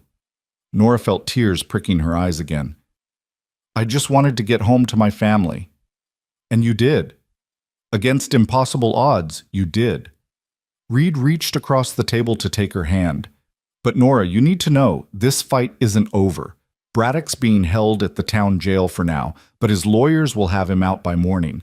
And then the real battle begins. Court hearings, depositions, testimony. It could take months to sort through all the legal complications, and the whole time the town will be watching, judging, gossiping. I know, but I'm not afraid of gossip anymore. I survived 4 years in hell. I can survive some wagging tongues. You shouldn't have to survive anything. You should be able to just live, just be a wife and mother without—" Reed's voice broke, "without having to fight for the right to exist." "But that's what life is sometimes," Nora said gently. "Fighting for the right to exist, to be free, to be with the people you love. And I'll keep fighting as long as I have to. Because this—" She gestured around the kitchen, toward the stairs where Caleb slept. "This is worth fighting for." They finished their drinks in comfortable silence, and then Reed walked Nora to the door of what had been the tack room. "You don't have to sleep out here anymore," he said. Your room upstairs is still yours. Our room. I know, but Caleb's still fighting off that fever, and I want to be close in case he needs me during the night. Tomorrow, maybe, or the next day. Reed nodded, understanding. Nora? Thank you. For what? For not giving up, for fighting your way back, for being the strongest person I've ever known. He kissed her goodnight, a promise of more to come, and then headed back to the house. Nora watched him go, then turned to look at the prairie stretching out under the stars. Somewhere out there, Lucian Braddock was plotting his next move. Somewhere, lawyers were preparing documents, and judges were reviewing testimony. Somewhere, the machinery of law and power was grinding forward. But here, on this ranch, in this small corner of the territory, Nora Ashford was home. She was free. She was with her family. And whatever came next, she would face it with the same strength that had carried her through 4 years of hell. She'd survived the worst. She could survive anything. Tomorrow would bring new challenges, new battles, new tests. But tonight, for the first time in 4 years, Nora went to sleep without bars on her windows or locks on her doors. She went to sleep knowing that when she woke up, she would still be free, still be home, still be fighting for her family. And that, she thought, as sleep finally claimed her, was more than worth fighting for. It was everything. The morning sun was barely cresting the horizon when Nora heard the commotion. She'd been awake for hours, unable to sleep past dawn, now that freedom meant she could actually watch the sunrise without bars obscuring her view. She was bringing water from the pump when she saw the riders approaching. Not Lucian's men this time, but townspeople, dozens of them. Her first instinct was fear, a cold spike of panic that sent her back 4 years to the night she'd been taken. But then she saw their faces, saw what they were carrying, and realized they weren't coming to take her away. They were coming to help. Mrs. Henderson led the procession, riding in a wagon loaded with supplies. Behind her came families Nora recognized from town, the Johnsons, the Mitchells, the Carters, all carrying baskets and bundles. Even old Pastor Williams was there, his weathered face kind beneath his broad-brimmed hat. Reed emerged from the barn, wiping his hands on his work pants, looking as confused as Nora felt. "What's all this?" he called out. Mrs. Henderson climbed down from the wagon with surprising agility for a woman her age. "This," she said firmly, "is the town of Ashford Hollow taking care of its own. We heard what really happened to Nora, and we're here to make amends for believing the lies."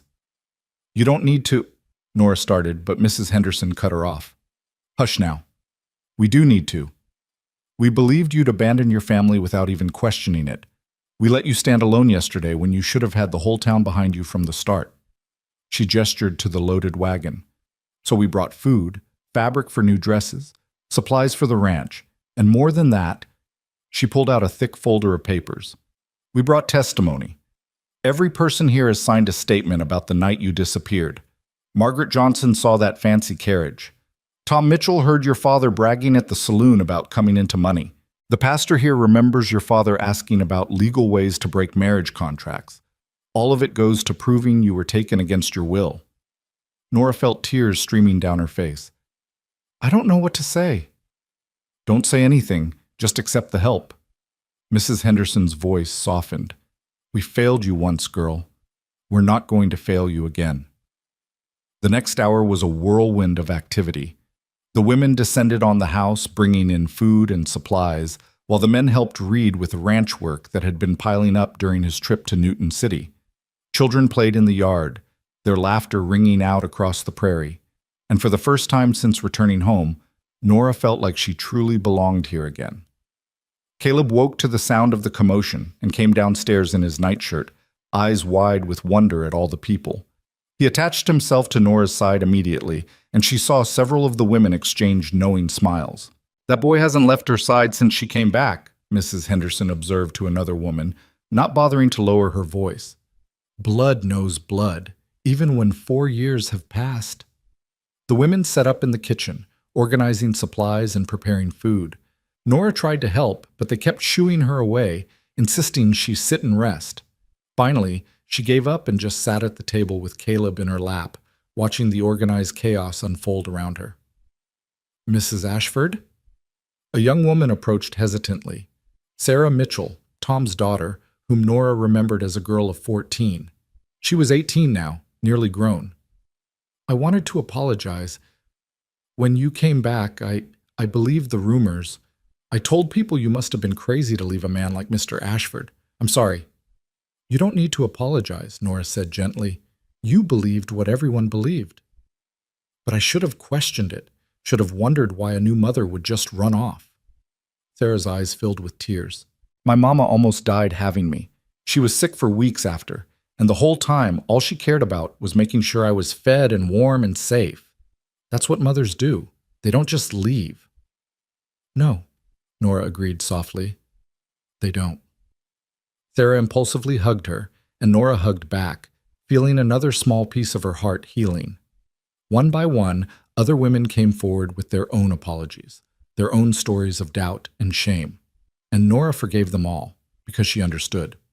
Lucienne's lies had been convincing. Her father's betrayal had been thorough. No one could have known the truth without looking deeper than anyone had thought to look. By midday, the house was transformed. The pantry was stocked, the larder full, and several new dresses hung in Nora's wardrobe upstairs. The women had even brought fabric and patterns, insisting Nora pick out what she wanted so they could sew more for her. You can't keep wearing borrowed clothes, Mrs. Henderson said firmly. You're Nora Ashford, mistress of this ranch. You need to look the part. The men had been equally productive outside. Fences that needed mending were repaired, livestock was tended, and someone had even fixed the loose boards on the porch that had been bothering Reed for weeks. Jake was directing the work with the ease of a man who'd done this kind of barn-raising cooperation before, and Reed looked almost overwhelmed by the outpouring of support. Never seen the town come together like this, he said to Nora when they had a quiet moment together near the corral. Not even when we had that bad winter 5 years back. They feel guilty, Nora observed. They want to make it right. Do you resent them for it? For not believing you at first? Nora considered the question. No, I'm not sure I'd have believed me either if I was in their shoes. Lucienne's story was convincing, and She looked down at her still thin frame. I look like someone who's been through something terrible. It's not hard to believe that something terrible might have broken my mind. But it didn't. Reed's voice was fierce. You're the strongest person I know, Nora. You survived hell and came back sane and whole and still capable of love. That's not weakness. That's pure strength. Before Nora could respond, Pastor Williams approached, clearing his throat politely. Mr. Ashford, Mrs. Ashford, might I have a word? They moved to the porch, where the pastor settled himself on the steps with a soft grunt. He was in his 70s, had been the town's spiritual leader for as long as anyone could remember, and his opinion carried weight. I owe you an apology, Mrs. Ashford, he said without preamble. When you disappeared, your father came to me, said you'd had a crisis of faith, that you couldn't handle being a wife and mother, that you'd run off to find yourself. I believed him. Worse, I told others to believe him too. I used my position to spread his lies, thinking I was protecting your husband and child from the pain of the truth. Instead, I was protecting a criminal and condemning an innocent woman. Pastor Williams, but... Let me finish, please. His weathered hands trembled slightly. I've been a man of God for 50 years. I thought I could see truth from lies, good from evil. But I was fooled by a father's betrayal and a rich man's money. And because of that, you suffered alone while we condemned you. That's a sin I'll carry for the rest of my days. You couldn't have known, Nora said, but the pastor shook his head. I should have questioned it. Should have wondered why a woman who'd been so excited to become a mother would suddenly abandon her child. Should have trusted my own eyes. I saw you the week before Caleb was born, glowing with happiness. That doesn't just disappear overnight. He pulled out a small leather-bound book. I went through my records last night, found the entry from your wedding day. Reed Ashford and Nora Ellington joined in holy matrimony before God and these witnesses. That's the true record. That's what I'll testify to in any court that asks. Thank you, Nora whispered. Don't thank me. I'm just doing what I should have done 4 years ago, standing up for the truth.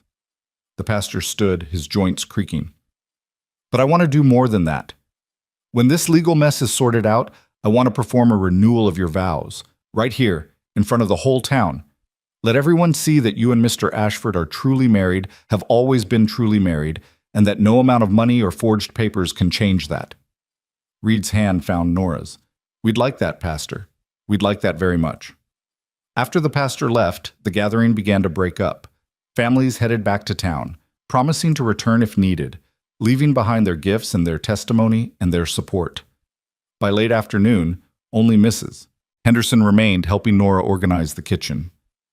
"You know this won't be the end of it," the older woman said as she arranged canned goods in the pantry.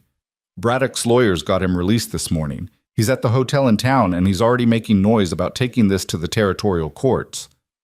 "I know." Nora had been expecting it. Men like Lucien didn't give up easily. "But you've got something now that you didn't have before. You've got the town on your side, you've got proof, and you've got Reed fighting for you." Mrs. Henderson paused in her work. "That man loves you fierce, Nora. Don't ever doubt that." "I don't. Not anymore." "Good. Because you're going to need that love in the days ahead. Court battles are ugly, expensive, and exhausting. They'll drag up every detail of your life, question your sanity over and over, try to make you look unstable or untrustworthy. You'll need Reed's strength to lean on when yours runs out." "What about his strength? What happens when he needs someone to lean on?" Mrs. Henderson smiled. "That's when you remember that strength isn't about never breaking. It's about breaking and healing and breaking again, but always getting back up. You do that for each other and you'll get through anything." That evening, after Mrs. Henderson had finally gone home and the ranch had settled into quiet, Reed found Nora in Caleb's room. She was sitting beside their son's bed, watching him sleep, one hand gently stroking his dark hair. "He's completely recovered," Reed said softly from the doorway. "Fever's gone, appetite's back. He ate 3 helpings at supper." "I know. I watched him eat all 3.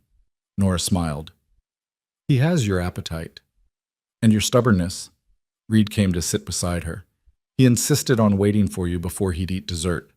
Sat there with that cake in front of him for 20 minutes until you came in from the barn. He's a good boy. He's a great boy. And he knows who his mama is." Reed's voice was warm. "Did you hear him today? When Sarah Mitchell asked him who the lady was helping in the kitchen, he said, 'That's my mama. She came back from far away to be with me.'" Nora felt tears prick her eyes. "He called me Mama?" "He's been calling you Mama since yesterday morning when you nursed him through the fever. I think that's when it really clicked for him, that you're not just Miss Nora or the lady from town. You're his mother, and he knows it in his bones." They sat in comfortable silence for a while, watching their son sleep. Finally, Reed said, "I have to go back to town tomorrow. Judge Crane wants to take my full testimony, and there are depositions to give. I'll probably be gone most of the day. I'll be fine here with Caleb." "I know you will. But Jake's going to stay close to the house, just in case, and I'm leaving the rifle where you can reach it." Reed's voice was serious now. "I don't think Braddock will try anything. There are too many witnesses now, too much attention on this case, but I'm not taking chances with you and Caleb." "Reed," Nora took his hand, "I'm not afraid of Lucien anymore. For 4 years, he controlled everything, where I slept, what I ate, when I spoke, even what I thought. But he doesn't control me now. I'm free, and I'm with my family, and there's nothing he can do that will make me go back to being afraid. He can try to take you away. He can try, but he won't succeed." Nora's voice was steel wrapped in silk. "Because I've got something now that I didn't have before. I've got people who believe me. I've got proof of what he did. And I've got the love of a good man and a brave little boy. That's armor, Reed. Better armor than any he can break through." Reed pulled her close, and she rested her head on his shoulder, feeling the steady beat of his heart. "How did I get so lucky?" he murmured. "To have a woman like you, to get a second chance after I thought I'd lost everything." "We both got a second chance," Nora corrected, "and we're not going to waste it." Later that night, after Reed had gone to bed and the house was dark and quiet, Nora stood at the window of her room, the room she'd finally moved back into, and looked out at the prairie. The moon was nearly full, painting everything in silver light, and she could see for miles. Somewhere out there, Lucien was plotting his next move. But here, in this house, on this land, Nora Ashford was building a life. Not reclaiming an old life or trying to pretend the past 4 years hadn't happened, but building something new, something stronger, something that couldn't be taken away by forged papers or corrupt judges or men with too much money and not enough conscience. She heard a soft sound behind her and turned to find Reed in the doorway, watching her. "Couldn't sleep?" he asked. "Too much to think about."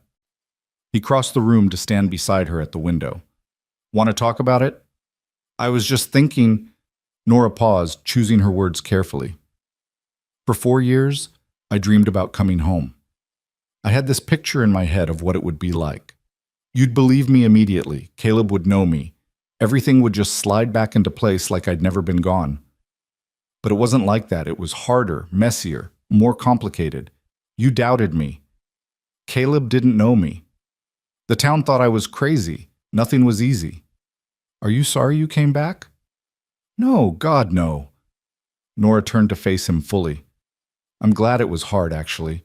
Because if it had been easy, if everyone had just believed me right away, I wouldn't have had to fight for it. And fighting for it, proving myself, earning trust, showing Caleb who I am, that made it real. Made it mine in a way that just sliding back into my old life never could have." Reed cupped her face in his hands. "You're remarkable, you know that? I'm just a woman who wanted to come home. No, you're a woman who refused to give up, who fought her way through hell, who survived things that would have broken most people. You're a woman who looked at impossible odds and said, 'I don't care, I'm going home anyway.' That's not just wanting something, Nora. That's being remarkable." He kissed her then, soft and gentle, and Nora melted into it. This wasn't the desperate kiss of yesterday, when everything was still uncertain and threatened.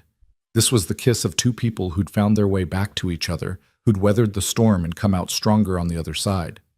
When they finally pulled apart, Reed rested his forehead against hers. "I love you," he whispered. "I'm going to keep saying it until you're sick of hearing it." "I'll never be sick of hearing it." "Good, because I plan to say it every day for the rest of our lives." The next morning, Reed left for town early, and Nora threw herself into ranch work with renewed energy. She helped Jake with the horses, worked in the kitchen garden, pulling the last vegetables before the first frost, and spent hours with Caleb, teaching him letters and numbers and listening to his endless stream of 4-year-old observations about the world. Around midday, Jake came to find her. "Got a visitor, Mrs. Ashford, lady from Newton City." Nora's heart jumped. "Dr. Winters?" "No, ma'am. Says her name's Margaret Chen. Says she knows you." Margaret. The woman who'd set the fire that allowed Nora to escape. The woman Nora had never thought she'd see again.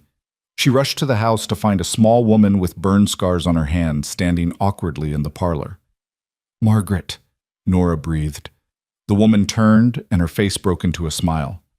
"Nora, you made it. You actually made it home." They embraced, both of them crying, and for several minutes neither could speak. Finally, Margaret pulled back, wiping her eyes. "I heard about what happened here. The confrontation with Braddock, the town rallying around you. I had to come see for myself." Margaret's voice was rough with emotion. "I didn't know if you'd survived the escape. I saw you run into the darkness, and then the guards caught me, and I thought they might have caught you too. They didn't. I made it. Because of you. Because you set that fire and gave me a chance." Nora gripped Margaret's hands. "How did you get out?" "The fire destroyed half the building, and the investigation that followed exposed everything. They couldn't keep any of us there after that. Not legally, anyway. I went back to my family. They believed me this time about what had happened, about why I'd been committed." Margaret's eyes hardened. "My husband tried to have me sent away again, but my brothers wouldn't let him. Turns out having 4 angry brothers who know the truth is pretty good protection. I'm so glad you're safe. And I'm glad you're home. But Nora, I didn't just come here to see you. I came because I heard Braddock is fighting back, trying to prove his commitment papers were legitimate. And I have information that might help your case." Nora gestured for Margaret to sit, her heart pounding. "What kind of information?" "I was at Riverside Haven longer than you, 7 years. And during that time, I kept notes, secret notes, hidden in my mattress, documenting everything. The other women who were committed illegally, the doctors who falsified reports, the forgers who created fake marriage certificates and death certificates and commitment papers. I even documented the payments. I worked in the laundry, and sometimes we'd find receipts in men's pockets before washing their clothes. I kept copies of everything. You still have these notes? I have them memorized. The papers themselves burned in the fire, but I wrote everything down again as soon as I was free. Margaret pulled a thick notebook from her bag. Everything's in here. Names, dates, amounts of money, including documentation of the $50,000 Lucian Braddock paid to have you committed and forcibly married. Nora stared at the notebook, hardly daring to believe it. Margaret, this could change everything. That's why I brought it. You saved my life by running when you did. If you hadn't escaped, if Braddock hadn't come looking for you, the investigation might never have happened. The fire exposed the asylum, but your case is going to expose the whole network of corruption. Doctors, lawyers, judges, all of them taking money to imprison innocent women. It's dangerous for you to testify. These are powerful men. I know, but I'm tired of being afraid. We all are. All the women who survived that place. We're ready to fight back. Margaret's voice was fierce, and we're ready to stand with you when you do. They spent the next hour going through Margaret's notes, and with each page, Nora felt the chains of the past 4 years loosening. This was the proof they needed. Not just testimony or suspicions, but documented evidence of the conspiracy that had stolen her life. When Reed returned that evening, Nora met him in the yard with Margaret's notebook in hand. "We have it," she said simply. "We have the proof we need." Reed looked at the notebook, then at Nora's face, and his expression transformed from exhaustion to hope. "Tell me." So she did. She introduced him to Margaret, showed him the documentation, explained how this evidence could unravel not just Lucien's claims, but the entire network of corruption that had enabled them. And with each word, Reed's determination hardened into something unbreakable.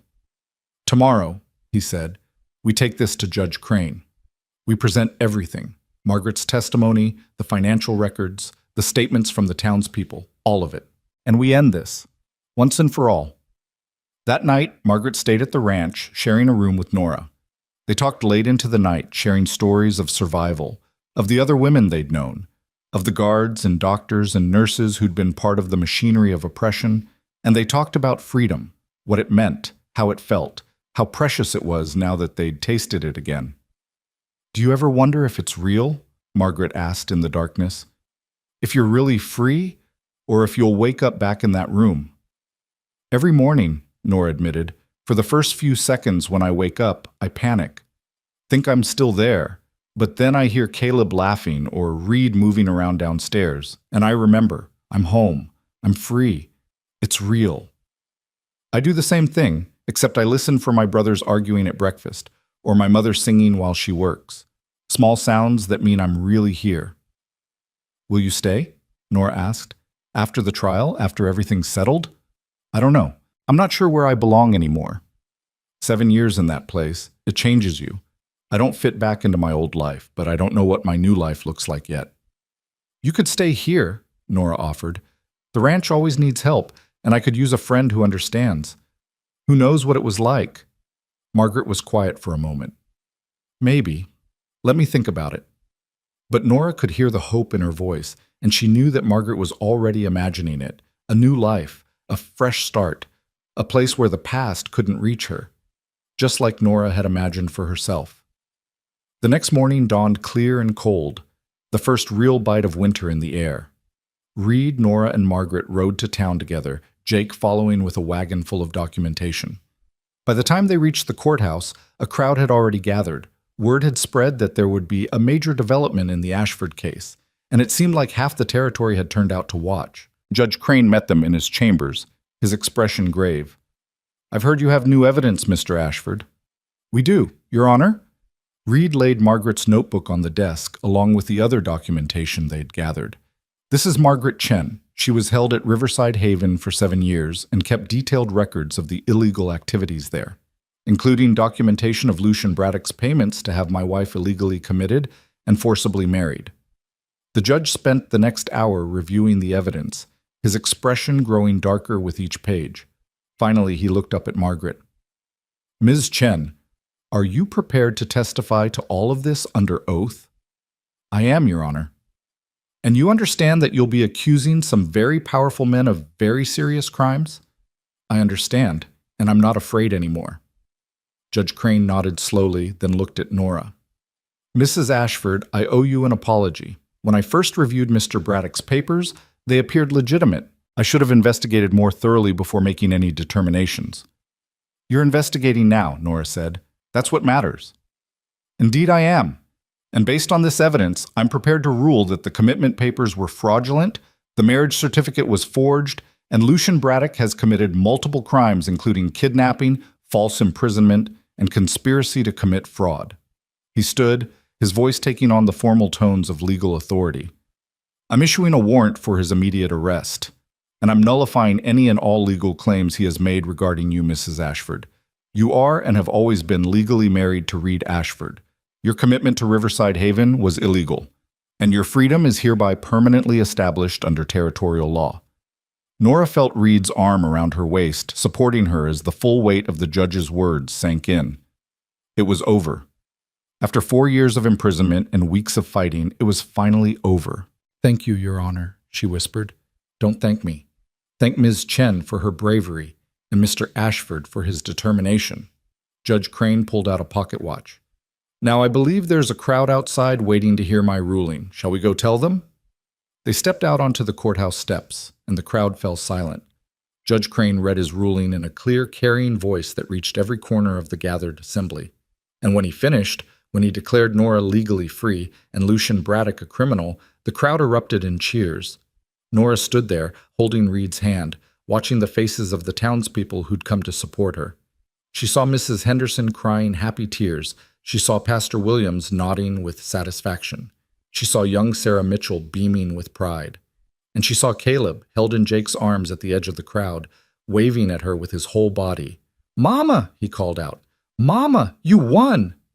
And she had. Not just the legal battle, but the bigger fight. The fight to reclaim her life, her family, her freedom. She'd won it all. As the crowd began to disperse, a commotion erupted near the jail. Lucien was being led out in chains, his face twisted with rage, his expensive suit rumpled and dirty. He saw Nora on the courthouse steps and screamed at her. "This isn't over. You think you've won? But I'll appeal. I'll take this to every court in the territory. I'll never stop." "Yes, you will," Judge Crane said coldly. "Because I'm remanding you to territorial custody to await trial on multiple felony charges. You won't be threatening Mrs. Ashford or anyone else for a very long time." As Lucien was dragged away, still shouting threats, Nora felt the last chains of fear fall away. He was just a man now, a criminal facing justice, nothing more. He had no power over her anymore. Reed pulled her close, and she buried her face in his chest, feeling 4 years of tension finally release. They stood there on the courthouse steps while the crowd celebrated around them, just holding each other, two people who'd been torn apart and fought their way back together. "It's really over," she whispered. "It's really over," Reed confirmed. "You're free. You're home. You're mine. And nothing's ever going to take you away again." Caleb squirmed out of Jake's arms and ran to them, wrapping himself around both their legs. "Can we go home now?" he asked. "Can Mama come home for real?" "Yes, sweetheart," Nora said, picking him up, even though he was getting almost too big for it. "Mama's coming home for real. Forever." And as they walked back to the wagon, past the celebrating townspeople and the freed women from Riverside Haven who'd come to witness Lucian's arrest, Nora felt something she hadn't felt in 4 long years, complete and total peace. She was home. She was free. She was with her family, and she was never, ever letting go again. The wagon ride back to the ranch felt different from any journey Nora had taken in the past weeks. This time, there was no fear shadowing her, no dread of what might come next, no constant looking over her shoulder to see if Lucian's men were following. This time, she sat between Reed and Caleb, Margaret beside them, and watched the prairie roll by with nothing but gratitude in her heart. Caleb had fallen asleep against her shoulder, exhausted from the excitement of the day, and Nora held him close, breathing in the little boy's smell of him, dirt and sunshine and innocence. Reed's hand rested on her knee, his thumb tracing small circles through the fabric of her dress, a constant reassurance that she was real, she was here, she was his. "What are you thinking?" he asked quietly. "I'm thinking about all the nights I spent in that room, imagining this exact moment, coming home with you, holding our son, knowing I was finally free. I imagined it so many times it started to feel like a story I was telling myself, something beautiful but impossible. She looked at him, tears pricking her eyes. But it's real. It actually happened. It happened because you made it happen, because you never gave up. We made it happen, Nora corrected. You believed me when no one else did. You went to Newton City and found proof. You stood beside me when it would have been easier to let me go. Reed's hand tightened on her knee. Letting you go was never an option. Not 4 years ago when I thought I'd lost you, and definitely not now that I know the truth. You're stuck with me, Nora Ashford, for better or worse, in sickness and health, till death do us part. We said those words once already, and I plan to say them again, in front of everyone, as soon as Pastor Williams can arrange it. Reed glanced at Margaret, who was watching the landscape with distant eyes. You'll stay for the wedding, won't you, Ms. Chen? Margaret blinked, pulling herself back from wherever her thoughts had taken her. If you'll have me, I don't want to impose. It's not imposing, Nora said firmly. You're the reason I'm free. The reason all those women are free. You're not just welcome, Margaret. You're family now. The words seemed to strike Margaret deeply. Her eyes filled with tears, and she looked away quickly, but not before Nora saw the naked longing on her face. 7 years stolen from her life. 7 years of isolation and fear and abuse. She needed family, maybe even more than Nora did. When they arrived at the ranch, the sun was beginning its descent toward the western horizon, painting everything in shades of amber and rose. Jake was waiting in the yard, and his weathered face broke into a rare smile when he saw them. It's really done then, he asked as Reed helped Nora down from the wagon, Caleb still sleeping in her arms. It's really done. Braddock's in custody, the papers are nullified, and Nora's officially free. Reed's voice carried a satisfaction that Nora hadn't heard in years. We won, Jake. About damn time. Jake nodded to Margaret. Ma'am, you planning to stay on? For a while, if that's all right. More than all right. We could use the help, and Jake paused, seeming to choose his words carefully. My sister went through something similar, different circumstances, but the same kind of prison. Took her a long time to feel safe again. So if you need anything at all, you just say the word. Margaret's eyes widened with surprise and gratitude. Thank you. That means more than you know. That evening, after Caleb had been fed and bathed and tucked into bed with a story, after Margaret had been settled in the spare room with fresh linens and a warm fire, Reed and Nora finally had a moment alone. They sat on the porch in the growing darkness, wrapped in a shared blanket against the November chill, watching the first stars emerge. Tell me what you want, Reed said quietly. For the wedding, for the ranch, for our life. Tell me what you dreamed about during those 4 years. Nora leaned her head on his shoulder, thinking. I dreamed about the small things mostly. Waking up next to you. Making breakfast for our family, working in the garden, teaching Caleb to read. Nothing grand or exciting, just life. Normal, everyday life. That's what we'll have then. Normal and everyday and perfect. What about you? What do you want? Reed was quiet for a long moment. I want to watch you smile without seeing shadows in your eyes. I want to hear you laugh without wondering if you're remembering pain. I want to go to sleep every night knowing you're safe in our bed, and wake up every morning seeing you there beside me. His voice roughened. I want to spend the rest of my life making up for the 4 years you lost, and I want to grow old with you, Nora. I want to see Caleb grow up, maybe give him brothers and sisters if you're willing. I want grandchildren someday. I want a whole lifetime of everyday moments that you dreamed about in that cell. Brothers and sisters, Nora repeated softly. She'd thought about it during her imprisonment, thought about the children she'd never have, the family she'd never build. I'd like that. When I'm ready. When the nightmares stop and I can sleep through the night without waking up convinced I'm back in that room. However long that takes, Reed promised. We have time now, all the time in the world. They sat in comfortable silence until the cold drove them inside. The house felt different now, not just a structure of wood and nails, but a home. Their home. Nora moved through it with a sense of ownership and peace she'd never felt before, not even in those early days of marriage before everything had been stolen. That night, for the first time in 4 years, Nora slept in her own bed. Reed held her close, his steady breathing and warm presence a shield against the nightmares that still sometimes came. When she woke in the small hours of the morning, momentarily disoriented and afraid, he was there to whisper, "You're home. You're safe. I've got you." And she'd fall back asleep, believing it. The next few weeks passed in a blur of activity and healing. Margaret proved to be a godsend around the ranch, throwing herself into work with the same fierce determination that had helped her survive 7 years of imprisonment. She and Nora formed a bond that went deeper than friendship. Two women who'd survived the same hell, who understood each other's nightmares and triggers without needing to explain. The trial preparations began in earnest. Lucien's lawyers tried every legal maneuver they could think of, but the evidence was too damning. More women came forward, emboldened by Nora's victory, each with their own story of false commitment and abuse. The scandal grew until it reached beyond the territory, making headlines in newspapers across the country. Riverside Haven was permanently shut down, its directors arrested, and a full investigation was launched into the network of corrupt doctors and judges who'd enabled the atrocities. Pastor Williams arranged the vow renewal ceremony for the first Saturday in December, giving Nora time to prepare and the town time to help. The women of Ashford Hollow descended on the ranch with fabric and thread, determined to make Nora a proper wedding dress. This time, there would be no torn silk or ruined lace. This time, everything would be perfect. Mrs. Henderson took charge of the dressmaking with the authority of a general directing troops. "Not white," she declared. "White is for first-time brides.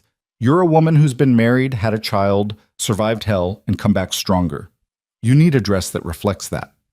They settled on a deep blue silk that matched Reed's eyes, with delicate silver embroidery at the cuffs and collar. The dress was simple but elegant, the kind of thing a woman could wear again for special occasions, not just hang in a wardrobe as a memory.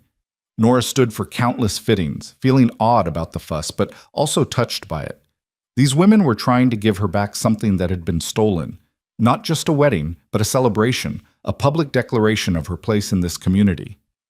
"You know, this is as much for them as it is for you," Margaret observed one afternoon when they finally had a break from the sewing circle. "They feel guilty for not believing you at first. This is their way of making amends." "I know, and I'm grateful even if it feels like too much sometimes." "It's not too much. You deserve this, Nora. You deserve to be celebrated." Margaret's voice turned wistful. "I never had a wedding. My family arranged my marriage, but before it could happen, my fiancé's family had me committed. Said I was too educated, too outspoken, that I'd make an unsuitable wife. By the time I got out, I was too old to be marriageable by society's standards. So let me live vicariously through you, all right?" Nora hugged her friend. "You're not too old for anything. You're 32, Margaret. You have your whole life ahead of you." "Maybe. But right now I'm just trying to remember how to live without looking over my shoulder every 5 minutes. I understand that feeling. I know you do.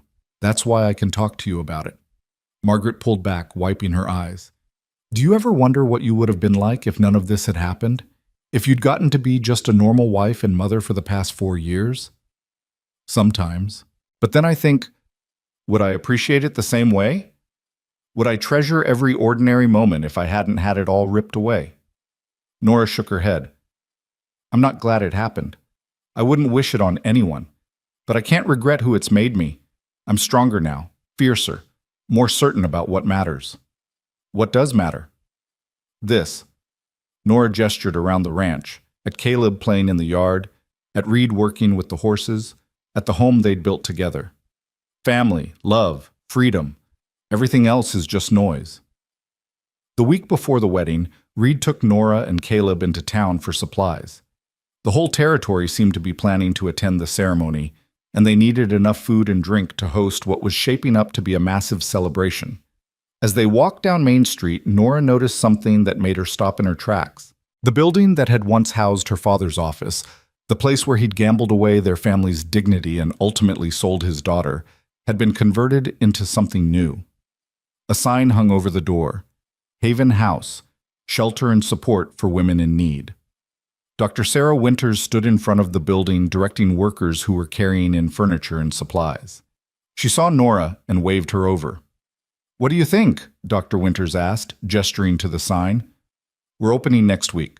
A place where women can come if they're fleeing abusive situations, if they need medical care they can't afford, if they're trying to rebuild their lives after trauma. Judge Crane helped secure the funding, and several families in town have pledged ongoing support. It's wonderful, Nora said, feeling tears prick her eyes. But why here? Why my father's old office?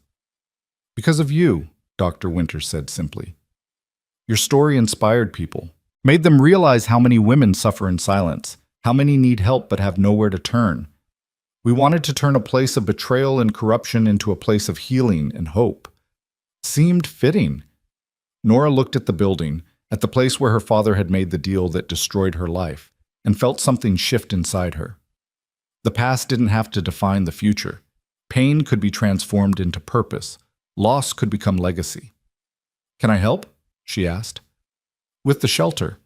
I don't have much to offer, but I could volunteer, or... You've already helped more than you know, Dr. Winters interrupted. But yes, if you want to volunteer once you're settled, we'd be honored to have you. Women who've survived what you've survived. They need to see that recovery is possible, that life can be beautiful again. As they walked back to the wagon, Caleb between them holding both their hands, Reed said quietly, You don't have to do that, you know. Volunteer at the shelter. Nah. You've been through enough. You don't owe anyone anything. I know I don't have to, but I want to. Those women, they're me, Reed.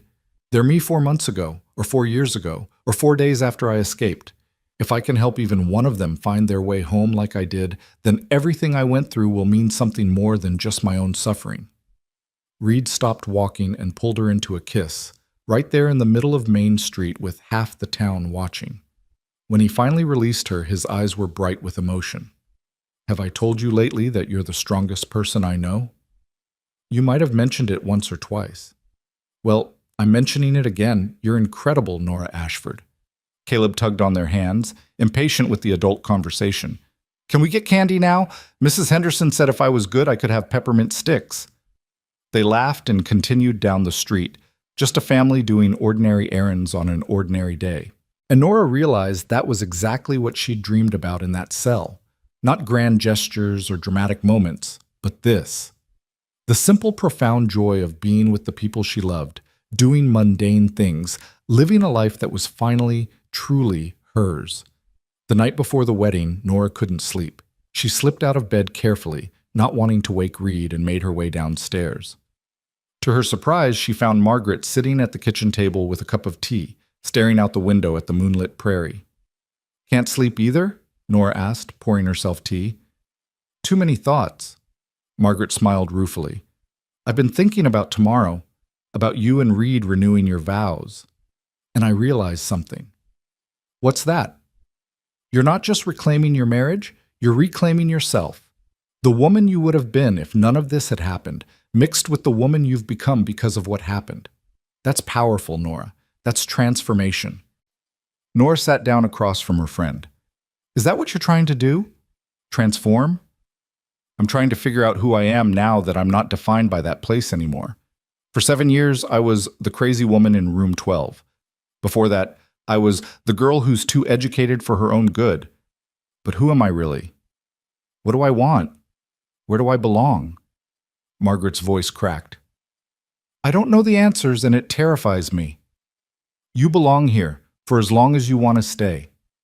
And as for who you are, you're the woman who kept records for 7 years because she believed in truth and justice. You're the woman who set a fire to free not just yourself but everyone in that building. You're brave and smart and strong, Margaret. That's who you are. I'm also broken. I wake up screaming some nights. I can't stand to have doors locked. I panic when men stand too close. How do I build a life when I'm still so damaged? The same way I'm building mine, Nora said gently. One day at a time. One moment at a time. And with people around you who understand and don't judge. The damage doesn't define you, Margaret. How you move forward despite the damage. That's what defines you. They sat in comfortable silence for a while, two survivors finding solace in shared understanding. Finally, Margaret said, I think I want to help with the shelter. Dr. Winters asked me, and I wasn't sure, but I think I need to. Need to turn what happened to me into something that helps others. Then you should do it. What if I'm not strong enough? You're sitting here, aren't you?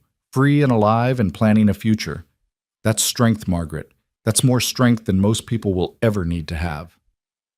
The morning of the wedding dawned cold and clear, with frost sparkling on the prairie grass like diamonds. Nora woke to find Reed already up, standing at the window watching the sunrise. Second thoughts? She asked, coming to stand beside him. Not even one. He turned to face her, taking both her hands. I've been thinking about the first time we got married, 5 years ago. I was so nervous I dropped the ring twice during the ceremony. Do you remember? I remember. Pastor Williams had to wait while you crawled around on the floor looking for it. I was terrified I wasn't good enough for you, that I couldn't give you the life you deserved, that I'd disappoint you somehow. Reed's voice was steady now, certain. I'm not nervous today, because I know what we can survive together. I know what you're made of, and you know what I'm made of. We've been tested by fire, Nora, and we came through it stronger. So no, I'm not nervous. I'm just ready to promise you forever, knowing what forever really means. Nora felt tears sliding down her cheeks. I love you. I loved you 5 years ago. I loved you through 4 years of hell, and I'll love you for every day we have left. Then let's go promise that in front of everyone. The ceremony was set for noon, to be held on the ranch with the prairie as their cathedral and the sky as their ceiling. As the morning progressed, wagons and horses began arriving, bringing what looked like the entire territory. People set up tables for the reception feast. Children ran and played in the yard, and someone had strung up lanterns for when the celebration stretched into evening. Mrs. Henderson and Sarah Mitchell helped Nora dress, their hands gentle as they fastened buttons and arranged her hair. The blue silk dress fit perfectly, and when Nora looked at herself in the mirror, she barely recognized the woman staring back. This wasn't the half-starved, terrified creature who'd stepped off the stagecoach 6 weeks ago. This was a woman who'd fought her way home and won. A woman who'd reclaimed her life, her family, her future. You're beautiful, Mrs. Henderson said, her voice thick with emotion. Reed's going to forget how to speak when he sees you. Let's hope he remembers his vows at least, Nora said with a shaky laugh. Caleb appeared in the doorway, dressed in his best clothes with his hair slicked down. Mama, everyone's waiting. Papa says to tell you he's ready whenever you are, but he hopes it's soon because he might die from waiting. The women laughed, and Nora held out her hand to her son. Well, we can't let Papa die. Come on, sweetheart, walk me out. Can I really? Really? You're the most important person in both our lives. Of course you're walking me out. They made their way downstairs and out to the yard where chairs had been set up in rows facing a simple wooden arch that Jake and the ranch hands had built. Reed stood under the arch with Pastor Williams, and when he saw Nora approaching on Caleb's arm, his face transformed. Mrs. Henderson was right. He looked like he'd forgotten every word he'd ever known. Nora walked slowly through the assembled crowd, seeing familiar faces everywhere. There was Judge Crane, who'd ultimately believed her and fought for justice. There was Dr. Winters, who'd provided the medical testimony that had helped free her. There were the townspeople who'd brought food and supplies and support. There were the women from Riverside Haven who'd come forward to testify, each of them a living testament to survival and courage. And there, at the front, was Reed, her husband, her partner, her love. When she reached the arch, Caleb very seriously placed Nora's hand in Reed's, then stepped back to stand with Jake, looking proud enough to burst. Pastor Williams smiled at them both. Dearly beloved, we are gathered here today to witness something remarkable. Not a beginning, but a continuation. Not a first promise, but a renewal of promises already made and tested by fire. Reed and Nora Ashford have been married for 5 years, but for 4 of those years they were separated by forces of corruption and cruelty. Yet their love survived, their commitment endured, and today they stand before us to declare again what their hearts have never stopped believing, that they belong together, now and always. Reed's hands trembled slightly as he held Nora's, and she squeezed gently, giving him her strength. He cleared his throat and began the vows they'd written together. Nora, 5 years ago I promised to love you in sickness and health, for better or worse. I thought I understood what those words meant. I didn't. Not really. Not until I lost you and spent 4 years learning what worse really means. Not until I saw you fight your way back to us and understood what strength really looks like. His voice cracked. You are the bravest, strongest, most remarkable person I've ever known. And I promise you now, not just to love you, but to cherish every moment we have. To never take a single day for granted. To build a life with you that honors everything you survived to come home to. I promise to be worthy of the fight you fought. And I promise to spend the rest of my life making sure you never regret coming back. Nora could barely see him through her tears, but she blinked them away, needing to see his face as she spoke her own vows. Reed, when I was locked away, I used to imagine this moment, but I never imagined it would feel like this. Like coming home to a place I've never been before. You believed me when it would have been easier not to. You fought for me when you could have let me go. You kept our son safe and loved and whole while I was gone. You're not just my husband, Reed. You're my hero, my home, my everything. She took a shaky breath. I promise to wake up every morning grateful for another day with you. I promise to be the wife you deserve and the mother Caleb needs. I promise to build a life with you that's bigger and better and more beautiful than anything either of us dreamed. And I promise that no matter what comes, no matter what trials or troubles or pain, I will never, ever give up on us again. Pastor Williams had to wipe his own eyes before he could continue. The rings, please. Jake stepped forward with a small box. Inside were 2 simple gold bands, not the original rings from their first wedding, which had been lost long ago, but new ones that Reed had commissioned from the town jeweler. Inside Nora's band was an inscription, Home at Last. Inside Reed's, Worth the wait. They exchanged rings with shaking hands, and Pastor Williams said, By the power vested in me by God in this territory, I now pronounce you husband and wife. Again, still, forever. Reed, you may kiss your bride. Reed pulled Nora close and kissed her as if they had all the time in the world, as if they'd never been separated, as if the past 4 years had been just a bad dream. The crowd erupted in cheers and applause, and when they finally broke apart, Caleb was there, wrapping himself around both their legs. Are we a forever family now? He asked. We always were, buddy, Reed said, picking him up. But yeah, forever family. Nothing's ever going to change that. The reception was everything a wedding celebration should be, food and music and laughter and joy. People danced on the makeshift floor that had been set up in the yard, children played games in the fading light, and as the sun set, the lanterns were lit, turning the ranch into something magical. Nora danced with Reed, with Caleb, with Jake, with Margaret, with what felt like half the territory. Her feet hurt, and her face ached from smiling, but she'd never been happier. This was what she'd survived for, this moment, this celebration, this absolute and perfect joy. As the evening wore on and the crowd began to thin, Margaret found Nora by the corral, watching the horses move in the moonlight. I've made a decision, Margaret said without preamble. I'm staying, here, on the ranch, if you'll have me, and I'm going to help with the shelter. Dr. Winters says they need someone to run it, someone who understands what those women are going through. I think I can do that.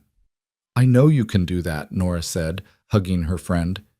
And of course you can stay. This place, it's not just Reed's ranch anymore. It's a home for people who need one. That includes you for as long as you want. Thank you. Margaret's voice was thick with emotion. For everything. For showing me that survival isn't enough, that we can actually live again, not just exist. We'll figure it out together, Nora promised. All of us. One day at a time.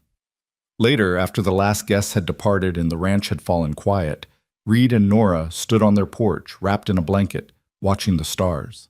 Caleb was asleep upstairs, Margaret was in her room, and the whole ranch seemed to be holding its breath in contentment. Tell me what you're thinking, Reed said, his arms around her waist. I'm thinking about how far we've come. 6 weeks ago, I stepped off that stagecoach with nothing but hope and a ruined wedding dress. And now, she gestured to the ranch, to the house, to everything they'd built and rebuilt and claimed as theirs. Now I have everything. Not everything, not yet. Reed turned her to face him. I want to give you more.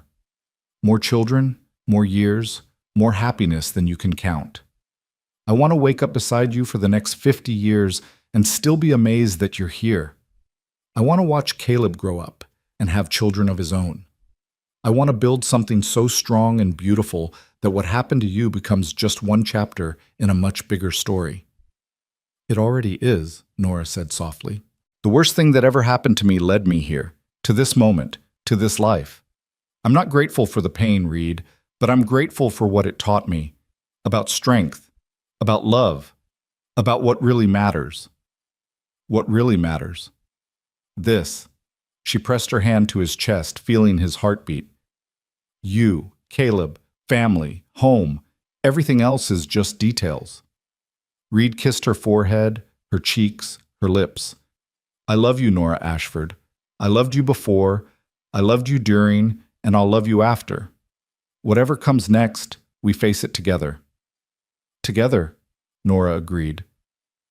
They stood there for a long time, watching the stars wheel overhead, feeling the prairie wind carry the scent of winter and possibility.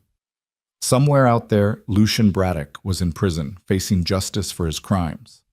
Somewhere, the investigation was continuing, finding more victims, exposing more corruption, bringing more light to places that had thrived in darkness. But here, on this ranch, in this moment, Nora Ashford was simply home. She was loved, she was free, and she was exactly where she belonged.